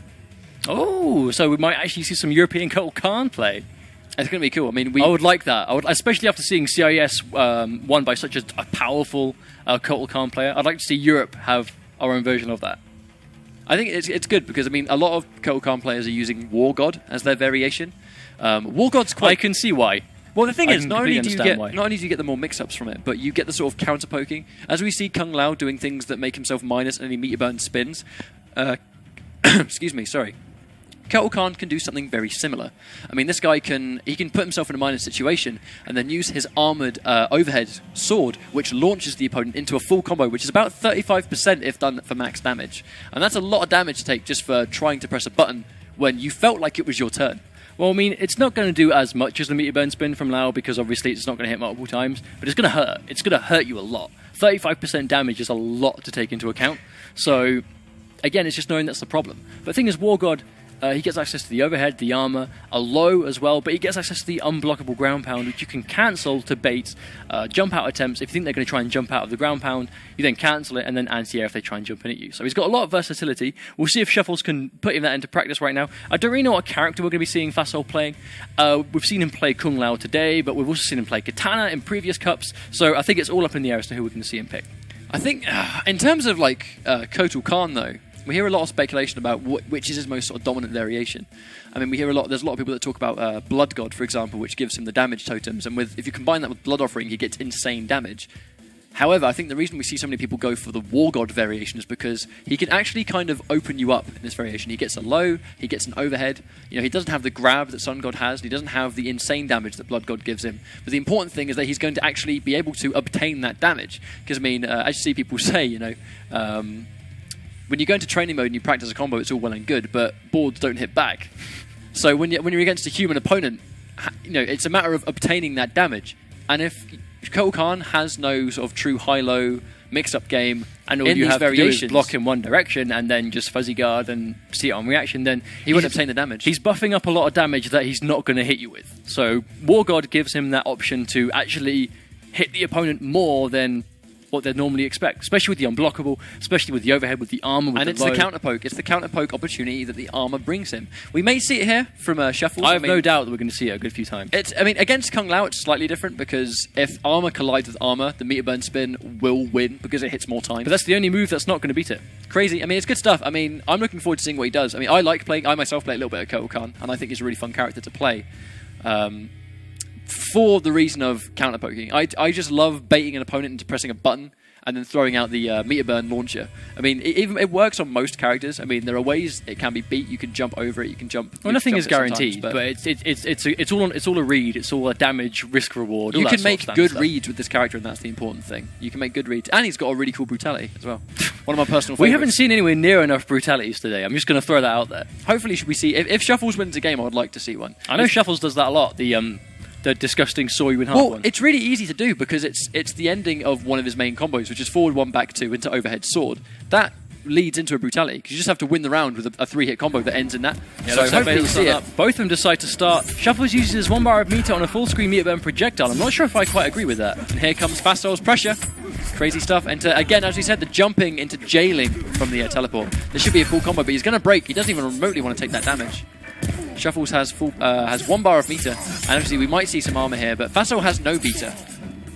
He's jumping back to try and predict the... Being patient. Oh, he needs to stop using those meter on the projectile because it's simply not worth it. But what I think is quite interesting here is that Faso he's actually playing the space game quite a lot. Kotal Khan, one of his drawbacks is he's one of the easier characters in the game to keep out of the, to keep away. He has no teleport. He's quite mobile, but he's quite big. He's quite easy to keep from far away. Buzzsaw Kung Lao could probably zone him with that hat. We see a comeback from Shuffles right here. Here comes a full combo. Meatbun spin, lovely prediction. Wow. A backdash to make it whiff, and then he makes that entire comeback. Shuffles with the comeback though. That was absolutely amazing. He had less meter, absolutely no health, but gets the full punish. Only really punishes the sweep, but doesn't need anything more from that. Oh, he gets hit by the rest of it, and then that's minus, but not really punishable against a lot of characters. I don't know, if you can win a round like that, you can win any round. Absolutely. I mean, and there's the wake-up armor, like we said. That's going to be a full combo into air. A lovely air grab to put him in the corner. And that overhead sword right there that you saw is actually safe on block. That one is not. And again, baiting him into pressing a button and then armoring through. I love that. Fasol's really trying to use his stamina to get away, but he just doesn't have it because of his break. And one more combo may take this, but Shuffles is not going out without a fight, and that will actually take the first game into the brutality. That is my favourite brutality in the whole game, and I am so happy. He doesn't even need to win this tournament now. That is my favourite brutality, and he did it. I will love him forever. Well, you see, he's bathing in the glow right now. That glow is projected by us.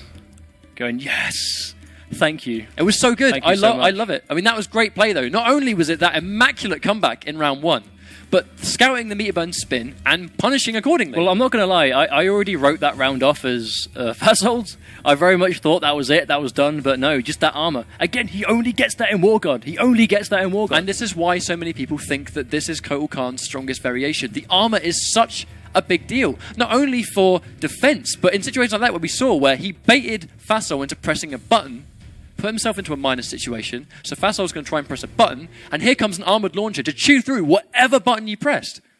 It's all good. I mean, that's one of the staple parts of Kotal Khan. You can bait it, it's unsafe on block, but much like Kung Lao, it's so is the meter burn spin, and that works plenty exactly. enough. It's a read. It's a read that must be taken, and he made some really good reads in that game. And so as looks like we're going to be seeing a rematch, a full-on rematch of what we saw beforehand. Right. So is Fasol going to bait the sword? That is the question. Oh my days! He goes in again. Doesn't quite scout the meter burn spin this time, but he got the first hit, so Shuffles is still up on the meter, which again, when you've got the sword, that's what's important. His down 1 is ridiculously fast, so I don't think there's any real reason that Shuffles wouldn't press a button, apart from if Fasol's going to start trying to counterpoke with meter burn spin. Oh, that's why he's doing it. He's doing it for the plus frames of block, so he can run in and do something. I think Kung Lao may need to, as far as I'm aware, correct me if I'm wrong, ladies and gentlemen, but I do feel like Kotal Khan's down 1 is 5 frames. I do not agree with that break at all from Fasol. Well, he had no meter, he had the meter for the break, but if you've not got the health, keep the meter and use it in the next round, especially against a character like Kotal Khan. Oh, here comes a full combo from Shuffles. He is relentless, he is going in right now. Full combo, he doesn't quite get it, he goes for the 3 forward 2s. That is a tight link after the 3rd forward 2. He may adjust next time and just go for guaranteed damage. He hasn't got a bar for armor. He's going to have to take this mix-up right now. Maybe try and get a good read on his down 1 to save himself, but he's getting low-had all day. Unfortunately, the armor doesn't quite pay out, and that will be a really nice conversion from Fasol. He's using his down 1 really well. As soon as he sees it hits, he's going in for string, because he knows that's the advantage he's got. Oh, a tasty neutral jump. Is this going to be a full combo? Yes, it will. Is that going to finish it? Not quite. One more hit will take this. Oh, he hasn't quite got the conversion. He's in the corner. That drop was almost costly. I mean, granted, we said we didn't agree with the break, but the break allowed that round to be won.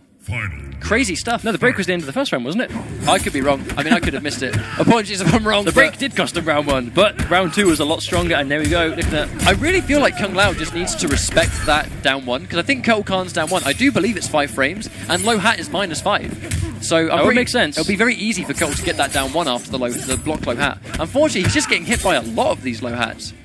Trying the neutral jump to bait some kind of advancement. Ooh, really risky dive kick. And here comes the armor once again just to blow through it. That's going to be a full combo. Doesn't quite get the air grab because it whiffs. Challenges with his jump kick. Oh, catches him. No breaker though.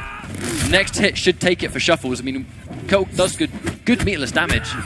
Here comes meter burn spin. He doesn't do meter burn spin. I think he might have tried to. That's why he got tagged. Oh, that's unsafe. The slow start up on the sword. And here comes Kung Lao. Well, we see Fasol make this clutch play. He just needs to hit by 1 down 1. Oh, he does down 1 into the spin. I'm certain that's not what he wanted, but here he comes. Oh, the comeback, wow. though. Crazy stuff. All he had to do was look for the space for 1 down 1, but as soon as he got the space, he got hit by meter burn spin. That's pretty crazy. I mean, especially seeing as Faso, I think he hastily did the meter burn spin and got the down 1 first. That's pretty nuts. I mean, he blocked the down 1, but then got hit by the spin. I don't think any player in the world will expect a meter burn spin after a block down 1, so it's totally understandable that he got hit by that. But man, crazy stuff. Oh, it was another situation if he blocked the first hit, but then got hit by the follow-up ones, which is just something that you want to make sure that you're not doing at this point. I understand it happens, everyone's human, but when it costs you the game, that's just something you have to really just get over it and just move on. Because he's moving on to the next game now, game 3, and it's 1-all at the moment. We are tied up. I think it's pretty interesting. I think he has gone for the same character, and he has once again gone War God. He's changed costume, though. I suppose that's something. As we've mentioned, though, like it was not Kotal Khan's fault that Shuffles lost that match, and he is more than capable of doing this. That crazy comeback in game 1 and the consistency in game 2. I mean, I think he can take this. I think if he puts his mind to it and he gets some good scouting on the meter burn spin, he should be fine. Well, it's the spin that's going to be the problem. That's again, he starts the round off the same way. He just doesn't meter burn this time, but he does get himself first hit. That jump so distance important. meter burn spin. The thing is, I would quite like to see Fassel doing more of his zoning, because this is what Kotal Khan really struggles against. Kotal struggles to get in. He's one of the easier characters to zone, as I said. That's going to be a nice conversion here. You can normally get forward too, but I think he's going for consistent damage right now. And there's a low overhead. Lovely mix-up there. Again, only available in War God. Oh, it doesn't quite get the launcher. And now he himself is in the corner. This is not a great situation to be in. And unfortunately, does drop that combo, but... Oh, catch challenge. Meter burn spin. Again, he gets the scout, but gets hit by the rest of it. That's very unfortunate. Oh, catch him with the max range. Too far away. When tagged at max range, unfortunately, that overhead does not launch. And that was a lovely punish with the meter burn spin. That is indeed unsafe, that overhead launcher. It's unsafe to the meter burn spin because it projects itself so much forward. It's so quick. But he hasn't got any meter anymore, so he can throw out more of them for now. He's getting hit by a lot of these low hats. Spending a lot of his bar on these, I mean, it's interesting. I think even on block, it's not really that beneficial. I personally would rather save the armor. And he's now scouting that overhead quite a lot. Really well. He might have to start going for the down back too. You can do that string into a low also. A lovely armor. I mean, this man is just armoring through everything. And against Kung Lao, it's doing good for him. Again, trying to scout the wake-up spin. And he does nothing. That's really nice. He's going to go overhead again. There we go. Overhead into the sword. Shuffle's mixing it up really well right now. Duels just block the environment. I'm not sure if I quite agree with the meter burn. If you're going to meter burn with something or make it that's unsafe, may as well make it the spin if that's what you got. And this is again, I've seen it time again. That might be the next round if he doesn't drop it. And here we go. And he corners him with the air grab. Very smart stuff. Shuffles is really making the most of this repositioning that Kotal Khan has access to. It's really, really smart. Oh, and here we go, though. I mean, we've seen here Faso. He's getting so much mileage out of that string into low. Like, normally, there's no reason to block high against Kung Lao when he's on a string, because that's the only thing he can do. Here's the down 1 again, which I think he must respect. I think he tried to spin there. That might be why he got tagged, but... Oh, an accident execution error, but good blocks there on the thing. He tries to counter poke with the overhead launcher, but doesn't quite get it. Has to break in that situation. Really good break from Faso. Thing is, Shuffle's been getting a lot of hits, but they're just random, like sort of like, you know, away tag, so it's not really doing a lot of damage at the moment. They're not full combos. That was a lovely touch. If we can get that more often, then we're fine. Trying to scout a lot of wake-up spins, and they are just not coming. But you know the next time he presses a button, the spin's going to come. He spends his only bar of meter on that. I'm not sure I agree, but... Does get tagged with the very end. Again, not a lot of damage at all on that. I mean, this can be quite tricky. He's going to try and just keep him away. And here comes low hat, and then we might see a meter burn spin here. If oh, we need to see him start blocking that string. He's getting hit by that low consistently. Full combo. He's going to break. He has to break, but now one more hit. We'll take it! Lovely read on the wake-up on the anti-S hat. But unfortunate, he's going to get tagged. Quite an anticlimactic finish on the low hat, but that's all it took. I think Shuffles is getting hit by too many of them, basically. I mean, when Kung Lao does a string against you, he's only ever going to go low. I mean, he can't... Especially from those strings, the only time he can overhead, I mean, correct me if I'm wrong, but the only time he could go for the overhead is if he starts with the overhead. So if you block a mid, there's no reason to block high. I mean, the only thing he can do is a low. Shuffle was getting caught by so many of those lows halfway through the string. It's just fuzzy guarding. It's fuzzy guarding it today. It's knowing what the option is and then reacting to the one that you're not too familiar with, or you know slower. But, you know, again, it was another close game. I don't really know how this set is going to go. I think if Fasol continues to put on this pressure and Shuffles doesn't start blocking these strings low in the middle of them, then this will definitely go to Fasol. However, if Shuffles manages to conserve his meter a bit more, I don't like the way he's using his meter bend projectile as much. I can see feel why like it's not needed though. I can see why he's using it, but using the bar on that means you don't have the bar for the sword. It means you don't have the bar closer to a breaker, which against Kung Lao, you kind of need a breaker if you can really help it. The armor is what's helping Shuffles here. That's the thing. The armor is what's really helping him out in these situations where he's trying to counter poke with it. And without it, it just doesn't really help him that much. So we can see Shuffles getting some early pressure on at the moment. Here we go, both players here. I mean, he gets the first hit, which is good, which is very important. But again, he's getting tagged by that string. I mean, he's needn't getting tagged by it. There's no need for him to. But a lovely jump from Faso on the prediction of that down one. That's confirmed with his full combo. Does drop it though, 24%, really not too much damage at all. He's blocking this really well, and the good punish on the meatburn spin. It's quite an interesting break. I mean, I think he's confident he can win. The one thing I'd really love to see from Shuffles, if he starts throwing out the low sword, he's not really going for it that much, but unfortunately, like, Faso is now, he recognises that move and he knows to block it high, and he's going to start punishing with bar. But if Shuffles starts going for the low, it's much harder, you know? You've got that option that you must respect. It's going to be quite hard for him to make a comeback, but we have seen him make a comeback before, but unfortunately it's not this time. Match point, Faso. Problem is, Shuffles is significantly down on meter at this point. It's not a great position to be in, really, but I mean, he's trying to scout. He's doing a lot of baiting, as we can see here. But because he's building so much meter through these up-close shenanigans that Fasol's using, he always has a breaker the second he actually gets tagged by Shuffles. Low overhead again, really good use of the mix-up. Some Shuffles goes to this straight raw overhead sword. Again, we're not seeing him use the low sword at any point. But he uses only bar of meter on the sword. Hopefully it helps him, but the armor is helping him quite a lot. And it gets tagged by the counter poke on the spin.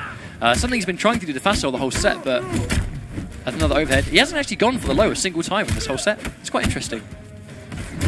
Oh, and he's not biting this time. Fasol's starting to really respect that armor, and it's now getting punishes. And again with the adaptation, he was getting hit by so many of them at the start, but now he's struggling really hard to open him up with it, and the meatball spin will take this match. Fasol will take that 3-1. Good stuff from Faso. I mean, I think one of the deciding factors there, I think, really was Shuffles using a couple of things, really. Shuffles using his only bar of meter a lot of the time, his only bar of meter on the meter burn sword, where on block or hit, it's interesting he gets damage, but I don't feel like he's in a much of a better situation when the meter burn sword lands. And the armor was what was really helping him in a lot of those situations. Plus also the lack of the low sword. Well, it looks like we are going to be seeing a rematch of Foxy Grandpa versus Fasol. Another Kung Lao mirror, most likely. Wait, we will be seeing it soon. That's what I want to say. That's what I mean. Let's move on from that. We'll be seeing them play each other again, much like we saw a few days ago.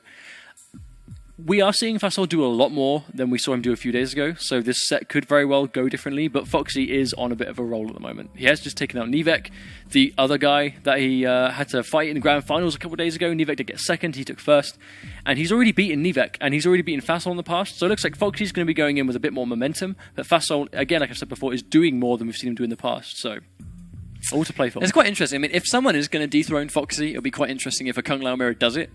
We saw Fasol try playing Katana.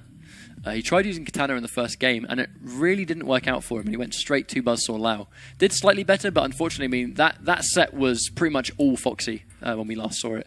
But Faso, as we've said, has been doing some different things here. He's been doing some new strats, stuff that we haven't seen before. So that if he's going to be enforcing that against Foxy, you know, although I'm certain Foxy has seen it before, as a Kung Lao player himself, we would hope this is going to be a closer set. We're moving on into the semi-finals now, so we're going to be seeing Mitsuones versus Mr. Aquari in the first semi, and then as we've literally just talked about, we're going to be seeing Foxy Grandpa versus Fasol as well. So, again, a very aggressive final. Looks like Europe is very much dominated by aggressive play right now in these top 16s. So we've got we've got Scorpion and I'm assuming we'll see Sonya Blade, and I'm assuming we'll see a Kung Lao mirror. So very fast-paced. I mean, if Aquari's stuck with Sonya all this way, I would be very surprised if he changes. Obviously, Mitsuones, we've seen him use, Scorpion anyway, and he's been using Scorpion the whole time. Something we saw from Mitsuones quite a lot was a lot of 2-1 into low minion grabs, but he was doing them on wake up, tagging the 1, but then the minion was coming out. So he wasn't hit confirming himself too much either, just because those minion grabs were coming out. And Mr. Aquari also is playing on a lot of reads and isn't hit confirming everything either. So this is going to be a really quick, really quite aggressive, quite ballsy set, I should assume. It's going to be a very brave set, I think. There's going to be a lot of stuff being used. I mean, a lot of moves being performed, a lot of rounds being won. But I mean, like, both players are doing stuff on block. They are going to play the game, get the combos, and win the rounds. Only one of them will win the round. One will win, one will lose. But, I mean, we've seen both players here where they go for a lot of unsafe stuff, where on hit they get big reward, but on block they are punishable. I mean, we've not seen them they're playing unsafe, but they're not actually being punished very hard for what they're doing. So it'll be interesting to see if both players that have similar playstyles will actually punish each other for the stuff that they're doing. Looks like both players are setting up now. I mean, Mr. Aquari using a lot of sort of Aaron Black. We've seen him use Aaron Black in the past, but I do feel like Sonya really is his sort of go-to character at this point, especially seeing as he's getting so much mileage out of the mix-ups that she has. I mean, she really is overhead low, just all this constant stuff that you just need to constantly try and just... It's not easy to block against, especially, in these tournament circumstances where it can get the better of you. When we saw Mr. Aquari playing Pulsar, we saw what we both assumed to be quite a lot of character unfamiliarity and how to block these certain things. So if Mitsuones knows how to block these strings, then we could very well see a different result. But at the same time, will Mr. Aquari make that adjustment, or will he just simply guess right on these 50-50s over and over? Or will Mitsuones do the same thing? Again, they're both going to play very similar, because that's what they can do. The reality is, if Mitsuones punishes, especially if he's in Inferno Scorpion with the max damage, if he's playing Inferno Scorpion against Aquari, it's going to be harder for Aquari to do the full screen arc kicks and the stuff that he likes to do from full screen to try and close in space. The Inferno stuff is going to it's going to hurt him. It's not going to be as easy for him to advance in. And at the same time, if Mitsuones actually punishes a lot of these moves, he's going to get good damage, but then into the vortex of his own, which he gets anywhere on screen because he's Scorpion. Well, I mean, Mitsuones we've only really seen play Scorpion up until this point, but I know that Mr. Aquari does play Aaron Black and Sonya, so I think we may see a pick, because obviously the only game that Mr. Aquari lost to Pulsar was to Shinnok, which again wasn't really a landslide match. He stood a quite good chance in that game, whereas when we see sort of losses, like for example Pulsar switch himself from Ermac to Shinnok, that was after quite a dominant set. So I think we could see a character swap for Mr. Aquari if he loses quite convincingly. If not, I think we can see him stick with Sonya. It looks like he's going to go Sonya versus Scorpion. I do see a skull on his belt, so I do think he's gone Inferno, which is cool. I mean, it's a good variation. I mean, Inferno is definitely, without a doubt, the most popular variation right now. I think it is for that damage output, though, just for that full screen low that you have to respect. And here comes the Inferno zoning already. That's fully unsafe on block. He actually tries to jump out of unsafe frames, which is quite interesting, but... here comes the dive kick. Again, not fully punished, but that's going to be an interesting break here. Try and save himself from any kind of combo or mix-up that Mr. Aquari was going to do to him. And here comes all these crazy mix-ups that Scorpion has. Does get the minion grab, forces the breakout. Mr. Aquari does get he hasn't got the meter to really go in and punish these moves. He's getting tagged by a lot of these. Here comes the low grab, and that is the chance you need, and that's a really interesting meter burn teleport. Oh, full combo punish, and that's going to be it. Again, Mitsuones decides to commit into the teleport. Again, playing very risky, but it's paying off for him very well right now. Here comes the overhead. Yep, these mix-ups that are just really tricky to block against. Especially in a situation where normally you block low and on reaction to the dive kick stand up. But in these situations, like those kind of blocks can be quite tricky. This should be a good full combo from Aquari if he can pull this off. Is he going to wake up teleport? No, he's going to try and jump out on wake up. And interesting trying to jump out from mid-screen. Normally you see people only try and do that in the corner. Go, both players, a lot of jumping, but they're both trying to sort of feed each other out right now. This can be a full combo into knockdown. Is the wake up teleport going to come? That's something he has to bait, and here it comes, right as I say it. Here comes the wake up teleport. He's making a lot of just hard reads, and they're working out for him, and that's going to close out the game. That's going to be the game, just like that, the minion grab. He is making this one last. And then he gets 25% for it. How about that? Again with the trolling for Mitsuones. He's done a lot of trolling, I think. He's making the most of it. He's making the most of it, no doubt. I think, it was all him. I mean, these are both momentum characters, but because Inferno gives him that full screen presence that he doesn't have in other variations, Sonya, who is a character that, the reality is she's dangerous, but she needs to get in. And Scorpion, in Inferno has a way to just keep them away. It's not going to zone people out the entire game, but it's going to harass you as you try and come in. And we saw there, Aquari, he ended up getting in, but not before he ate a bunch of dive kicks, or got tagged by a few low grabs on the way. It's not easy for you to get in without taking damage. Well, the thing is, he was also punishing Mr. Aquari quite hard, which is something we didn't see before. But when you're actually getting punished, that does make you second guess your approach. And it makes an unsafe style of play just even more risky than it already was, especially against Inferno Scorpion with the damage he has. And as we literally just saw there, like the vortex of which that character puts on you, he puts you in pretty crazy mix-ups. And because you're left standing, you can't wake up attack. You can armor sometimes, but it's not like a go-to option.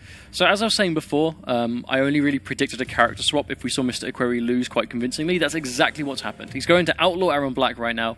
So again, maybe he's just more comfortable against Scorpion in this matchup. That's when players play multiple characters, you do it due to what you're comfortable with fighting and what you're not. If he thinks that Sonya might have quite a lot of issues against Scorpion, that's where Aaron Black, he might think, is going to be able to really bring in where those weaknesses are. Oh, interesting read of the Meteor Burn takedown. He does actually get it.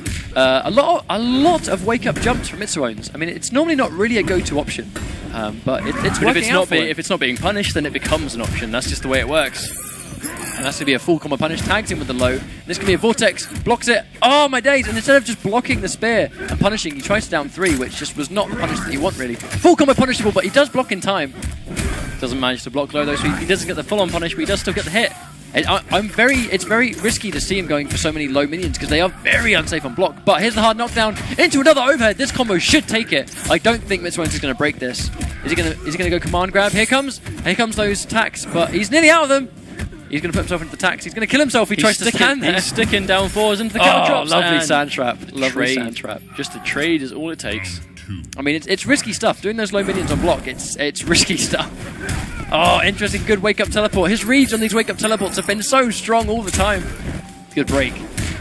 Again, jump kick just dialed into the teleport. He is making so many reads right now. And this could be a full combo into mix-up, into grab. Meteor Burn grab. I'm not sure if that was intentional, but here we go. Doing it on block. That is very unsafe, but here comes another good read from the low. That's just riding momentum. That's all it is. If you know you're just, the other opponent is just, he's on the fence. He has no idea how to deal with it. And unfortunately, you can get away with those just risky plays. And unfortunately, because Aquari used his only bar of meter on the Meteor Burn spin, he's now going into this game with no slide. Because he spent his only bar on that, he's now going into this round with no meter. Oh wow, a lot of jumping. Oh, good overhead. And that's a good down 3. But blocks the overhead. That's a full combo punish. One of the things that if you don't hit confirm, it will be quite unsafe. Well, something people do tend to agree with is that Aaron Black, he's got a lot of tools, but something he doesn't really have is consistent anti-air. So Mitsuones is really making the most of that right now and just jumping around, making sure he can't really do anything about it. Here comes on the mix-up. 50-50. Good grab. I like how Mitsuones is going for the grab so often because he knows that the opponent's going to block because he's expecting 50-50, which gives you the grab. Really smart. A nice punish as well. It should be a full combo. And what comes next, really? Oh, he tries to do the wake-up low grab. Interesting. Another wake-up attack as well. I think you expect a wake-up attack. But sometimes it's not the wake-up attack you expect. Normally, Scorpion players will do wake-up teleport. But because the Meteor Burn takedown is armored too, so even if you expect a wake-up attack, it may not necessarily be the wake-up attack you were expecting, and that's a low. So we're looking 2-0 to Mitsuones right now. Looks like the highest I've seen him get before in the CSL business is the second place he got in the final preseason cup. He could be very well on his way to getting a minimum of second in this one today. He's doing very well. I mean, if he's going at this rate, he will, at this rate, he's going to 3 straight his way into grand finals. I mean, he's Inferno Scorpion is just such a scary variation. It has so many mix-ups. And a lot of times there where, like, normally, if a Scorpion player does 2-1 or 2-on-4 into low minion on block, you'd get hit and go, oh, why would he do that? And it's so unsafe. But it's so unsafe, you don't expect it. Well, we've seen him... I mean, the issue is, right, we've seen Mr. Aquari play a lot of Aaron Black and a lot of Sonya. He's tried both of those characters and they've both lost. I feel like Aaron Black did better than Sonya, though. I think he could still win it with those characters if he just makes his reads a bit more on point and starts to really capitalize on this damage, because he's dropping a lot of damage. And as we really can't stress enough, making sure that when you get those hits, you're getting the damage, you need to do that. Because if you're missing out on damage, you're missing out on the opportunity to win the round. I think, though, he definitely did better when he picked Aaron Black. I mean, combo punishes, I'm not sure whether it was Aaron Black specific, but he punished the teleport more consistently with Aaron Black. I mean, Sonya hurts a lot anyway, especially in the variation that he was playing, but in those sort of situations where you're punishing him, you need to punish him, but then it's always a read, especially against Scorpion. Even if you're punishing him and comboing him, you still need to make the read So when you knock him down, is he going to wake up attack? If he's up close, is he going to armored takedown? Is he going to try and... We saw a lot of jumps as well. We saw a lot of wake up jumps, which normally a meaty string will just blow straight through, especially with someone like Aaron Black, who can go everything into command grab, which is a hard knockdown, which gives him the pressure that he needs. But then at the same time, Mitsuone's is doing a lot of wake-ups, but they're all meter burn teleports. So it's armored. So if you try and do meaty string to beat a wake-up, and he does that, then you are going to get hit by that teleport and straight into the 50-50 yourself. Scorpion is a very hard character to pin down for reasons like that. He's got a lot of mobility. His teleport cancel means that you can't even consistently punish his teleport if you see him do it, especially, when you're doing it at this sort of situation where you're looking at big money on the line between losing and winning, then it gives you a lot of advantage. Everyone wants... these people want to get grand finals, you know what I mean? Both players are one set away from doing it, though. It's like we've mentioned, it's not just about the cash prize, it's about those placement points. If you get into grand finals, that is a massive chunk of points that you're going to earn and get your spot in that top 16. As we've mentioned, only 5 European players... Well, I say only, that's a good amount for European players, will make it to the top 16 in Burbank, California. I mean, the fact that 5 players in general will get sent from Europe is huge, because most of the time with these big tournaments, it's, if a European's going to be at a tournament, it's going to be 1 or maybe 2. But, this time, 5 people are getting selected. And your place between now and grand finals, those 25 points or however much the difference is, that could be the deciding factor between you being one of those 5 players. Well, even looking back at the ratio of players that were at the Fatal 8 not too long ago, we saw 8 players in total. 2 were British, and we saw Tony T from Australia, and every other participant was American. So it was a case of a good ratio back then for, sort of covering the globe, and now we're looking at the same thing now.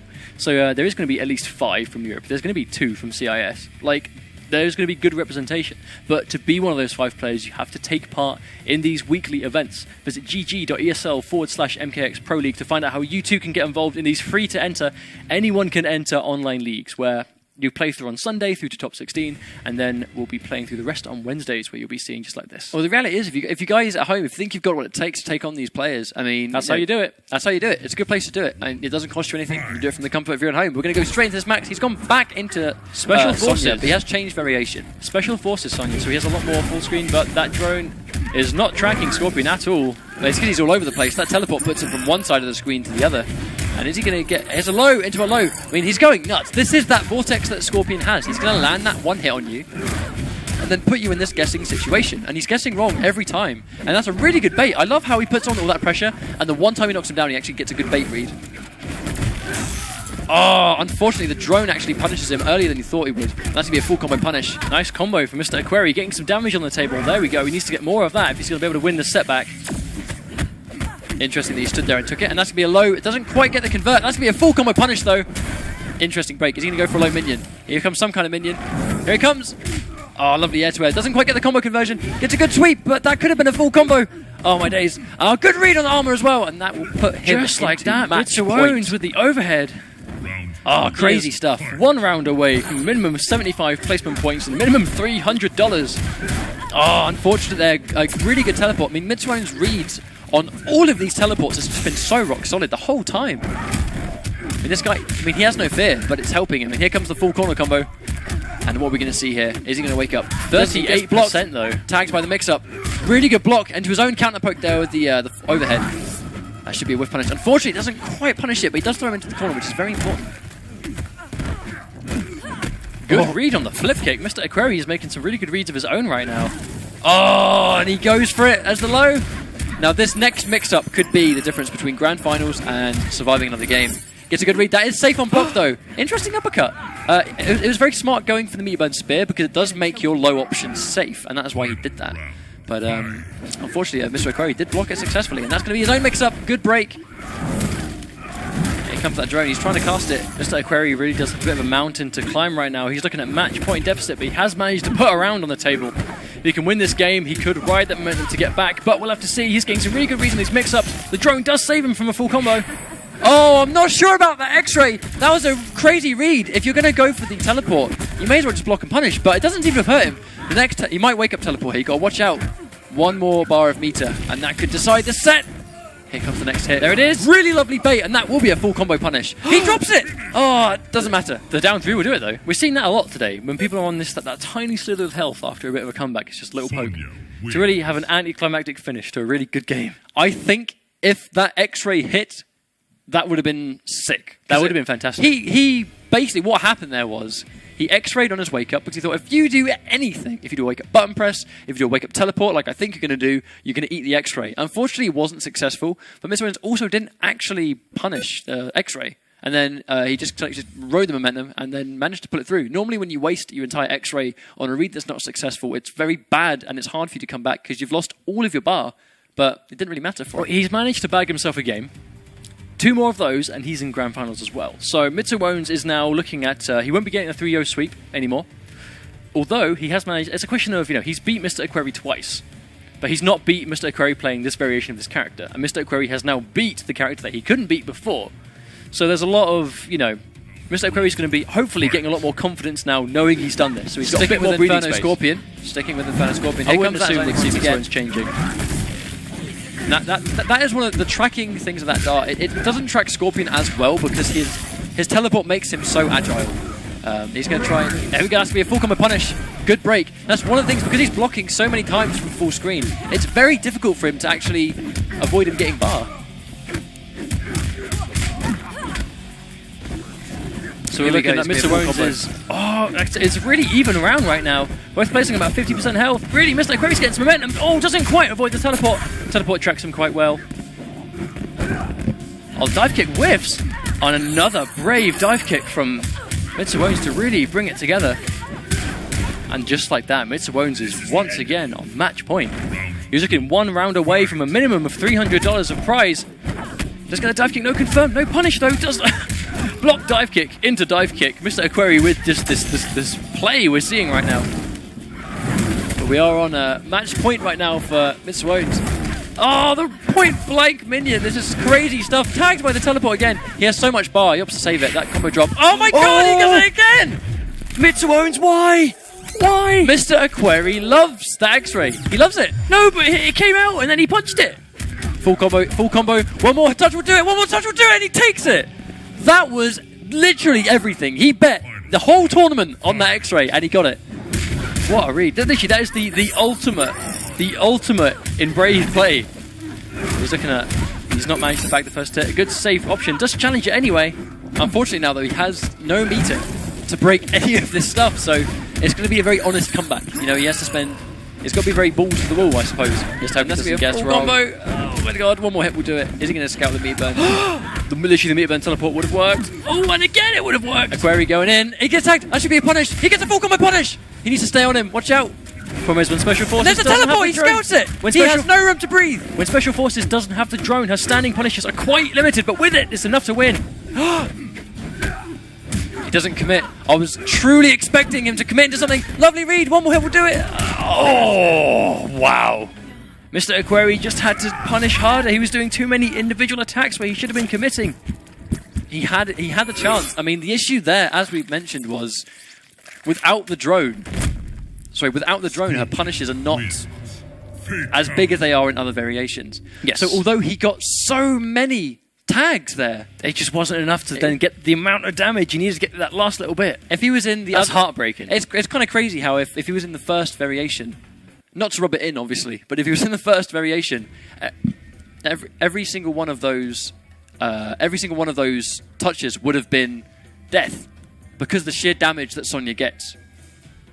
I mean, it's pretty crazy. It's unfortunate. I mean, he was in the process of making a really immaculate comeback, but it just didn't quite have the damage. But well played to Mr. Owens, managing to be our first grand finalist of week 2.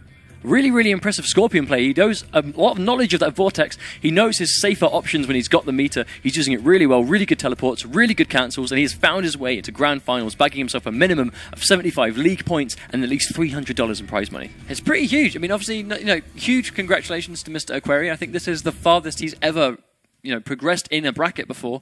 So, it's great that the first time he's performed, like the best he has done is live, in front of all of you viewers at home on our second stream for this ESL Pro League. But we've got the next match coming up, which is going to be Foxy Grandpa from the UK versus Fasol, which I'm excited. I mean, we've seen the Kung Lao Mirror before. It didn't go in Fasol's favour. Foxy won it.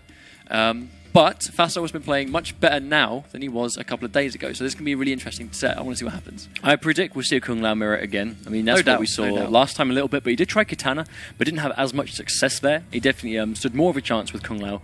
But again, Foxy is no stranger to the Kung Lao mirror match. He plays it quite often with some of his training partners, and obviously he's played Fassel in it as well. So He's played Kung Lao mirrors for a long time. I mean, we saw our Evolution in 2012, for example, during Mortal Kombat 9.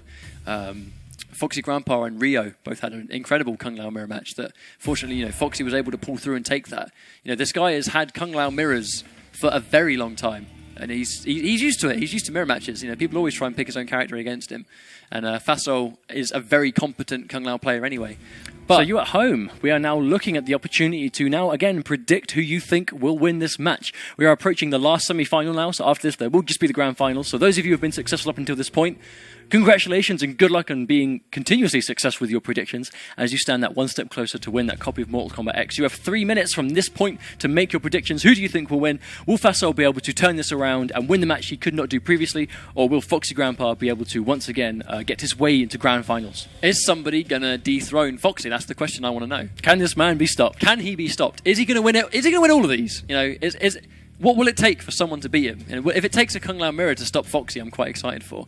As we've said, Fasol's playing a lot better now with this character. He's clearly learned and he's adapted and has gone, what do I need to do to improve at the game?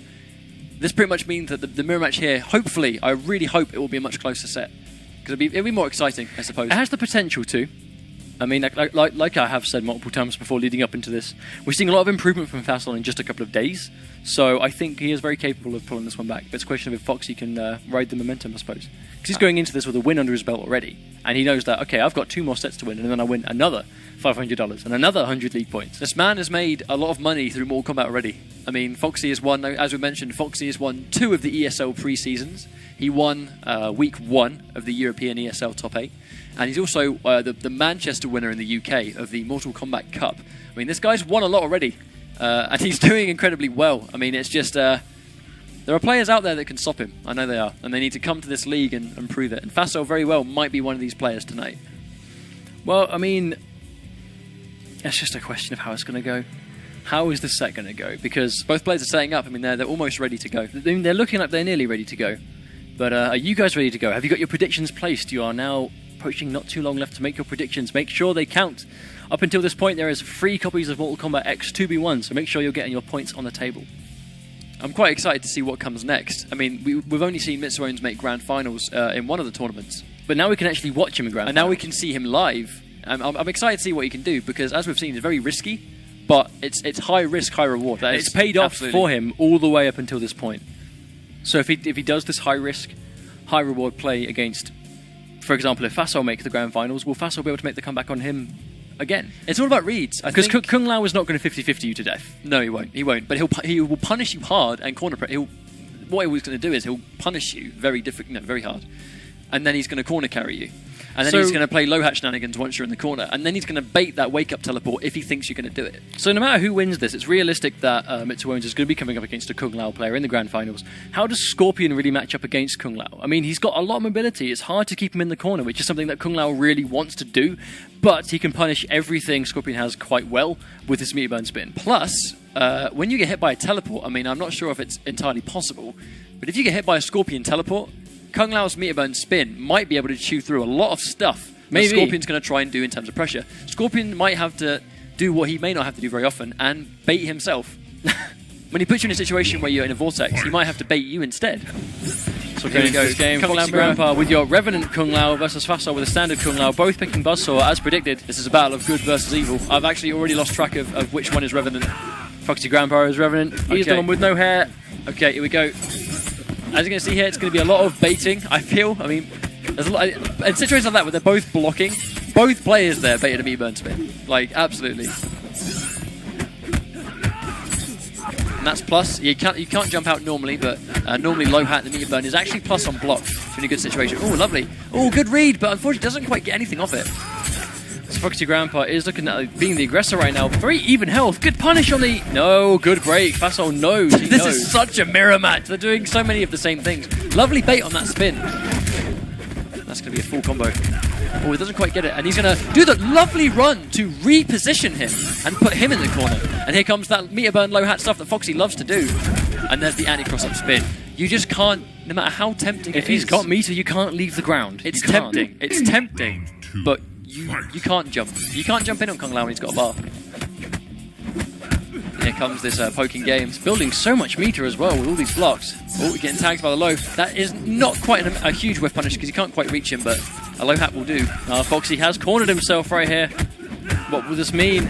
I feel like Fastal's doing much better. Unfortunately, that's one thing about meter burn spin. In the corner, it has crazy pushback. A lot of stuff that normally punishes doesn't punish anymore when it's in the corner. Well, it's a lot more difficult to punish, not so much. But, standard spin. I would say it was going for meter burn, but he had no meter to burn with it, so that was just a raw read by itself.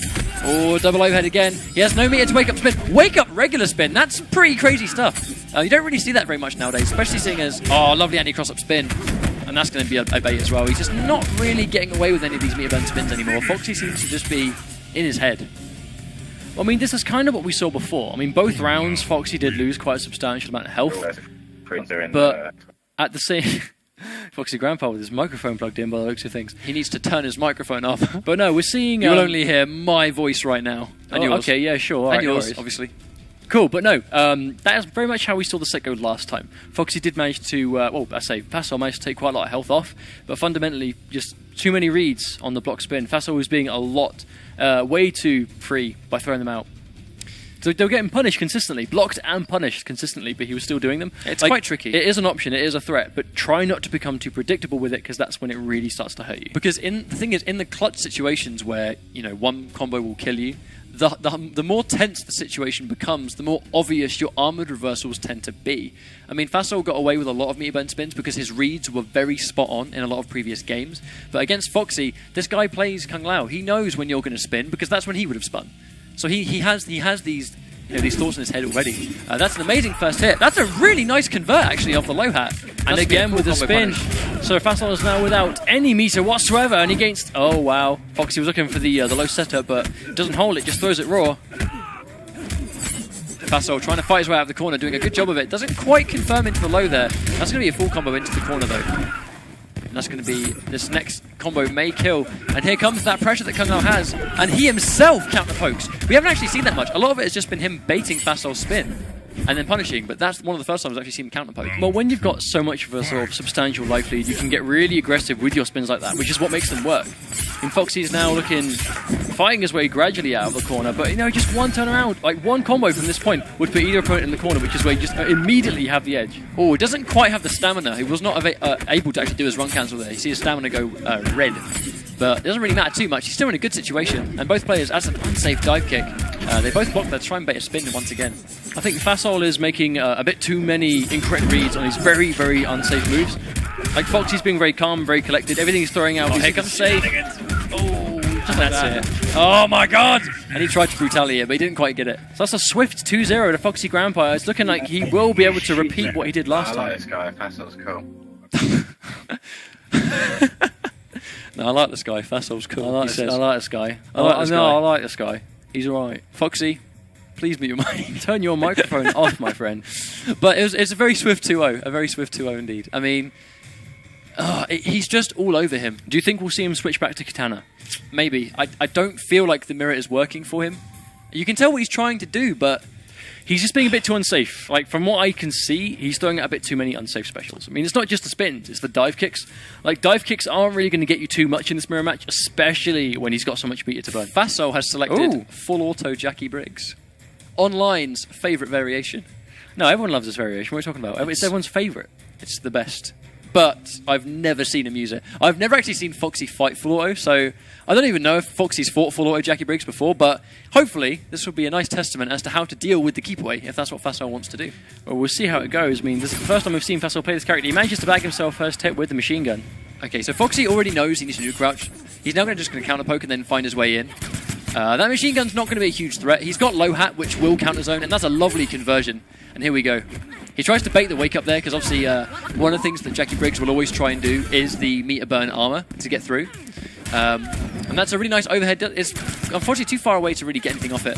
But Fastal's going to play more of a smart keep away game. If he thinks he's within jump range, he's going to try and check him.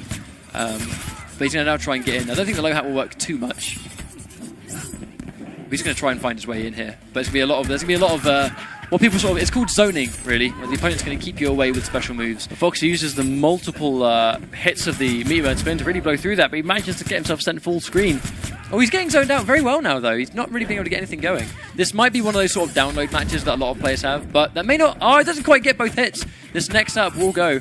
Lovely block. And that's what the backdash is for. Ah, it doesn't quite get the concentration. Wow. Well, that was an interesting round. Okay, I think he tried to convert, but that whiff was pretty substantial. Round 2. Fight. Well, the thing is, Fassel has got himself cornered at the moment, which means Jackie's that Jackie is going to be dealing with a lot of problems at this point. Oh, I don't know. I mean, that's a read, and he's just going to low hat you if he's successful in the read. Corners himself, I don't think it matters huge. He's going to get full conversion here because he has the stamina available. Max damage, 40%. Just like that. Oh, interesting use of the armor. And he's going to try and zone him out, but he hasn't really got much life, so it's going to be quite tricky for him to do that. I mean, this is a trade that he can't afford to take. Yeah, he knows. Foxy will take that trade all day. Full screen anti-air, just like that. I mean, in that situation, how does Jackie make the comeback? If your zoning won't do it because you'll just trade and lose, you can't get in because his up-close options are better than yours, and you have no meter. But she's got a bar now. I mean, she has got that armored reversal, but how useful will it be? Like, yeah, well, just going to use like that. It doesn't quite get the jump in on that. I mean, the thing is, when Jackie's waiting to respect a low hat or shooting into the air to respect an option you have, she's not shooting back-to-back machine guns. The back-to-back machine guns are how she really keeps her screen dominant. Yeah, that's a full combo punish. Doesn't quite... He's a bit too far away to get the punish, unfortunately. Interesting decision by Fassel to run at him. I mean, he had the full screen to work with, but he decided to just lose it entirely, and now he's just eating so much damage. Oh, Kung Lao's not got the hat, so he's got to work his way in again. That's something you will see Jackie players using the meter burn on like gunshot and hit because it sends full screen, which is exactly where they want to be. But this low hat's pretty much just checking Jackie. It's just keeping her in check. She can't just do back-to-back machine guns because she'll trade low hat. That was a really nice conversion to catch the jump from Foxy. It's going to be really hard for Fassel to make the comeback in here because Foxy's almost sitting at a full bar of meter, and this is chip damage health from Kung Lao's X-Ray. Oh, there we go. Unfortunate there, but it's going to get the... Oh, no! He tried the X-Ray! This might be everything! Oh, he drops the combo, though, but it doesn't really matter. That could have been a huge combo, but I'm pretty sure this... Yeah, it's quite... There was nothing Jackie could do. That was literally guaranteed death. And Foxy pretty much marches his way into Grand Finals. I mean, it's hard to call a match like that because a lot of people, they heavily dislike Jackie's machine gun. I mean, it's very obvious that a lot of players online don't like fighting Jackie Briggs. But in situations like that, the low hat kept her in check. So but it's not just that. How was Foxy dealing with it from a long range? He was neutral crouching it. He wasn't blocking. If you block those machine guns, it raises your hitbox. You actually then take chip damage from it, and it builds her meter for every bullet hit. So normally, right, if you block every machine gun by neutral crouching, she'll build a whole bar of meter in 3 machine guns. It takes 17 to build 1 bar if you let it whiff over your head. But in situations where you have the life lead, if you get in that one time and then land a combo on Jackie, even if she goes full screen, right, it takes, as we mentioned, 17 machine gun shots when neutral crouched to build 1 bar of meter. Neutral crouching eliminates that entirely. So if you neutral crouch, the machine gun whiffs completely. So if you've got the life lead on Jackie, why is her being full screen shooting machine guns a problem? She can't get the life lead back. Without... Foxy was playing on the life lead. He had like when he was almost dead and he had way more health. The thing he was doing was he was sitting full screen and just neutral crouching. Because what's she going to do? Like, is she going to just shoot and just take forever and a day to build bar while the timer's ticking down? He has the bar to work with. She has to get in. And he has the meat button spin. He has the low hat to check her with. Like, the second Jackie has to get in because she just can't afford to zone all day, that's when it becomes quite tricky for her to do well. But just like that, we're moving into Grand Finals, where it'll be Mitsu Owens versus Foxy Grandpa. Foxy manages to find his way into the finals 2 weeks running, so he is 1 match away from being able to win another $500 and another 100 placement points. But at the same time, Mitsu Owens is also very close to his first victory. So very well played to Fassel. Massive congratulations on making it this far yet again. I have no doubt we'll be seeing you this week as well in this next week's Top 16. We have the Grand Finals just about to start, though, guys. This is your final chance of the night to make your predictions. If you think Foxy's going to win, predict for Foxy. And if you think Mitsu Owens is going to win, then predict for him also. As we've mentioned before, the higher you predict your stuff, the more points you earn, the higher chance you have of earning a free copy of the game as a prize. So best of luck to all those that have predicted. I hope you guys get some cool stuff and hope your predictions are correct. Well, you guys watching are potentially 10 minutes away from winning a free copy of the game, so that's not bad. That's pretty cool. You just watching Mortal Kombat this evening, but now you win something. That's all you right. win Mortal Kombat for watching Mortal Kombat. How about that? Yeah, that's all right. But I mean, I think it's going to be an interesting Grand Finals because Foxy punishes everything. He knows his punishes. You're taking Vortex behind good execution, high damage, Vortex versus Kung Lao. So this could very much go either way. Because at the end of the day, a Vortex is a Vortex. If you have to guess, you have to guess. So how good you are, 50-50 is a 50-50. But something we have been seeing is Mitsuones has been doing the throw a lot off a 50-50, which obviously sets you back to neutral again. So you could win off one touch if you commit and you really be brave in your reads. But if you commit to a throw, you're going to get meter burn spun for your trouble. So we may indeed see meter burn spin here when we think Foxy's going to go in and do some pressure. But who knows? Looks like both players are almost ready to go. We're going to have Scorpion versus Kung Lao, as I expected. I don't think either character is going to change character this late in the tournament, especially when you've got so far with this fighter. Well, the thing is, it's also variations, because they make just as much of a difference as the characters. Because Buzzsaw Lao gives the low hat. The low hat is what's giving so many people issues, because without the low hat, blocking strings is easy. It is a walk in the park. But as soon as you get that in the mix, what do you do about it? You need Buzzsaw to get that move, and that's what's giving people problems. Buzzsaw Lao, it's a very sort of go-to variation. I mean, Foxy started with Tempest. He very quickly made the transition into Buzzsaw. Buzzsaw's very similar to Mortal Kombat 9 Kung Lao, which it's I think is very giving people a lot of MK9 comfort. Lao. It's very true to MK9 Lao, I think. But I mean, it's going to be an interesting set because Mitsuones is crazy. You know, he's nuts. He's not afraid to commit because his reads are so strong. But against Kung Lao, he's going to get punished really hard. And Foxy's pressure is, as we've seen, very scary to deal with. And he knows how to punish. He knows how to bait. He knows how to condition. So whether Mitsuones is going to be able to kind of conquer that is another story. But I really hope it's a good set. But the thing is, Scorpion, he's safe on a few of his things, but he's always minus, if anything. He's negative on block. Negative frames is all that Kung Lao needs to beat you. He doesn't need punishing. He literally just needs a string that he can get into a low hat. That's all he needs to start this stuff. All he needs is meter and negative strings. Meter and negative frames even. One low hat and Kung Lao he's begun. He's doing his thing. He's in gear basically. He's ready to go. If you're at home, if you think you could take either of the guys in today's grand final, please visit esl.gg/MKX Pro League to find out how you two can get involved in these tournaments. They are free to enter and open to absolutely anybody. So if you're watching, you think you can take these guys out, enter and see what you can do. We'd love to see you play.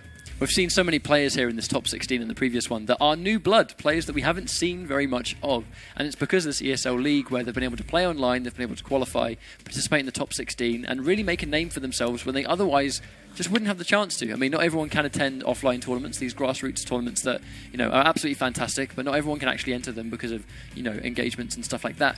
But these online leagues make it much easier for you to participate. So if you are confident and you want to take part, then we highly recommend taking part because the thrill of a tournament is always fantastic, especially when it's not costing you anything and it requires minimal effort to actually enter. You lose nothing by taking part. You are only set to gain. You win money, you win league points. You lose about 5-10 minutes of your day, which you probably would have spent playing Mortal Kombat anyway.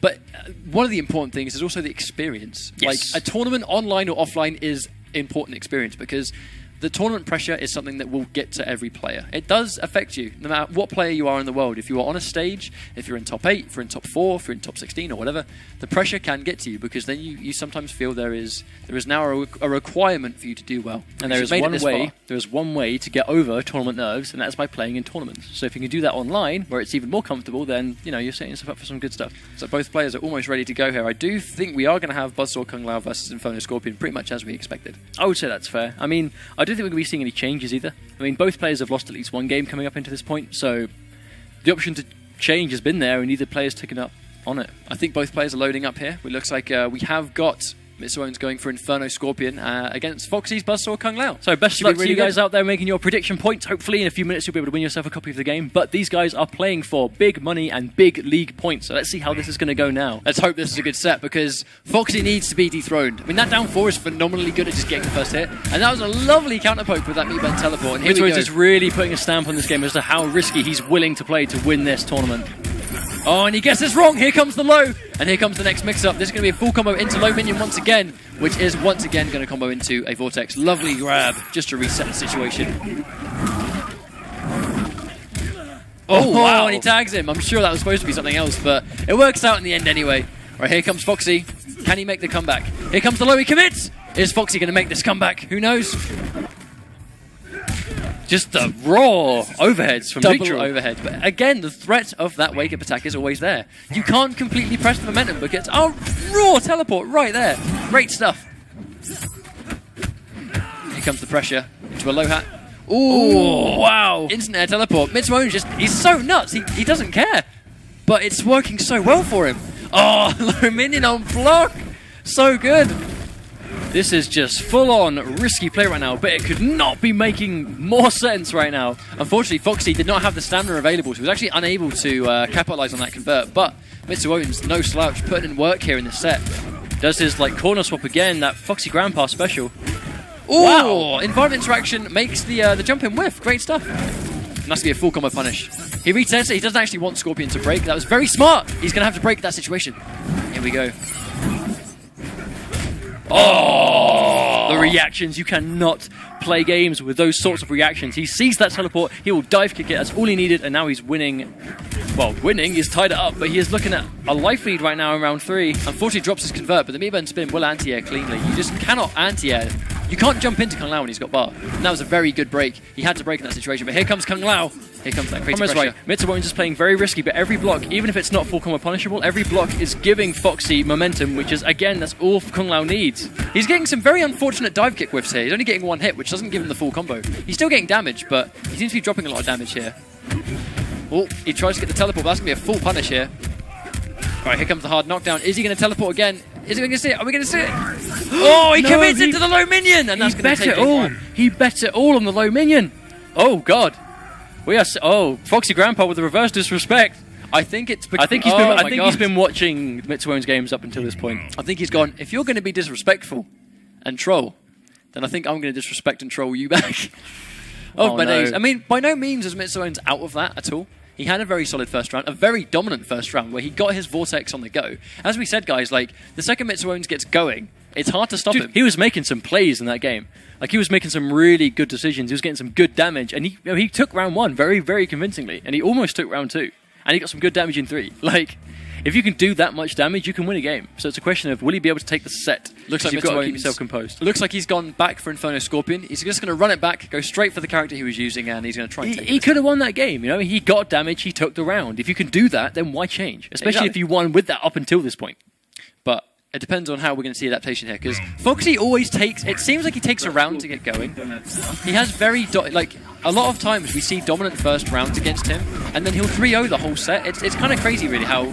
Sometimes he needs to get going, but he adapts very quickly, that's the thing. But at the end of the day, you can adapt, but again, guessing is guessing. 50-50s and 50-50s. And he's really good at enforcing those. He's really good at getting that important touch, leading it into Spear, which will then put the Vortex in. Oh, really great stuff. That is why this guy has no fear, and it pays off for him.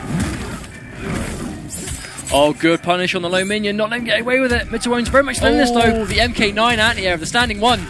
Lovely anti-air there. Is he going to try and teleport? Yeah, he reads the teleport. He cancels it, but it doesn't really matter at that point.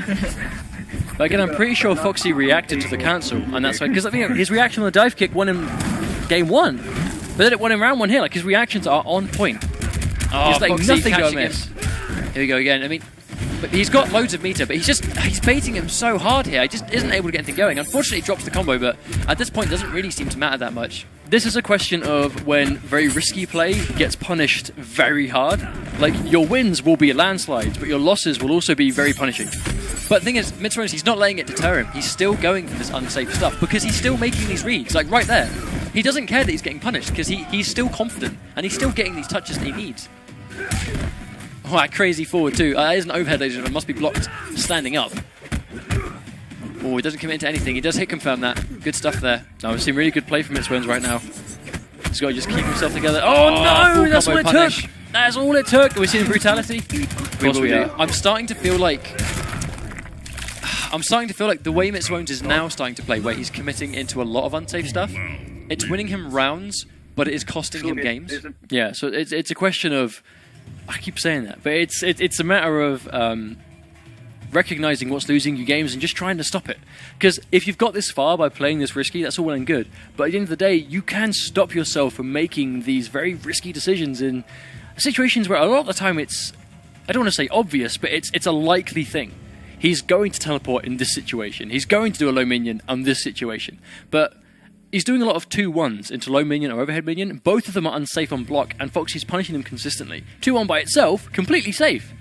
So if you see 2-1 get blocked, don't do anything. If you see it hit, then confirm. That's why you don't always have to dial these things in. It's very important to hit confirm. You can be brave and you can make these reads, but it's better to hit confirm because you leave yourself safer and you don't lose as many matches. Well, the thing is, he's making some good reads here. He's getting these important touches that he needs to win. But the only issue is, it's winning him, as I mentioned earlier, it's winning him rounds, but it's costing him games. So there are situations where, yes, he's winning rounds based on this really unsafe stuff, but at the same time, when the pressure's on and Foxy's just waiting for it, it still comes, and then that's when the punish appears and the combo loses in the whole game.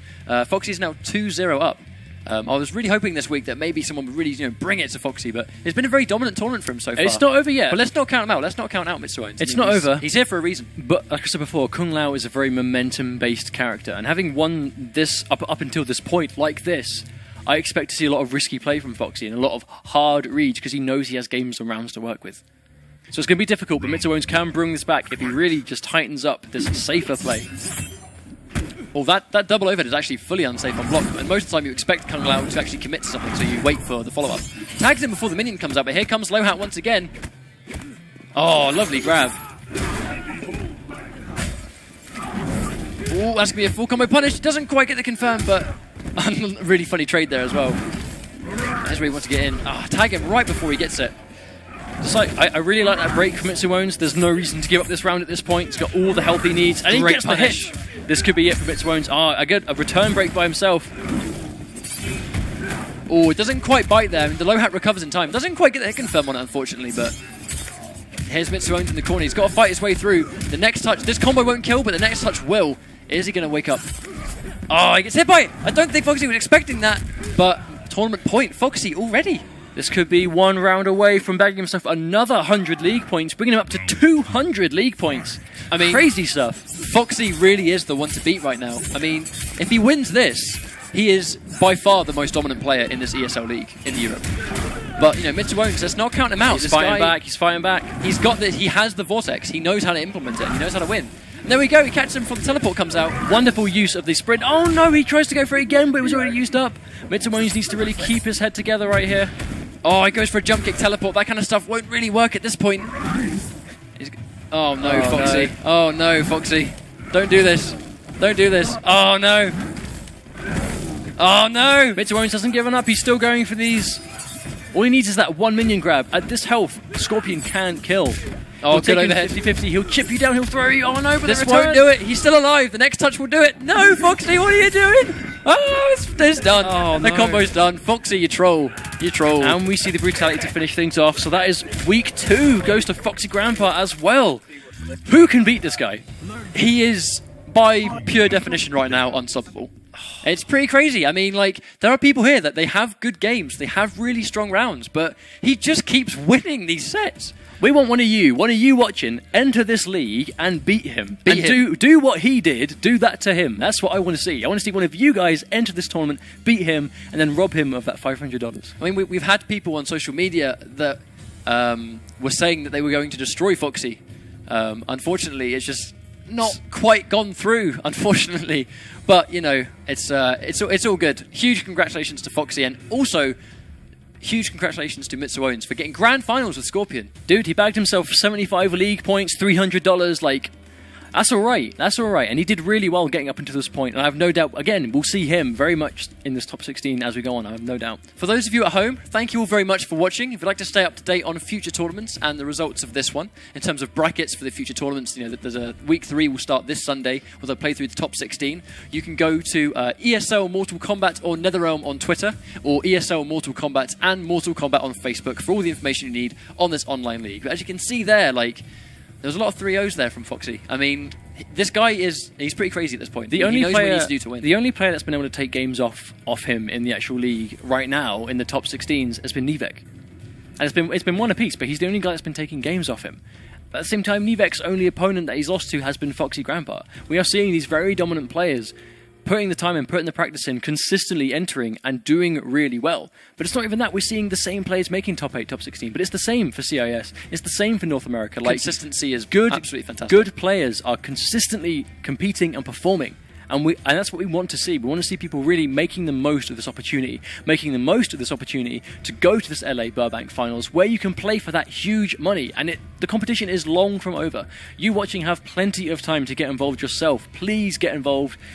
There's so much to play for, so much money to be won, and so much good experience. If you are one of those 16 players, people will know who you are. So like I said last time, you will be a name as soon as you enter that tournament. But absolutely though, thank you all very much for watching. We will see you next time, and hopefully you enjoyed the show. There's some really good quality play here. I am Ketchup. I am Mustard. And you have watched week 2 of the top 16 for the EU ESL Mortal Kombat X Pro League presented by Xbox. Take care, guys. See you later.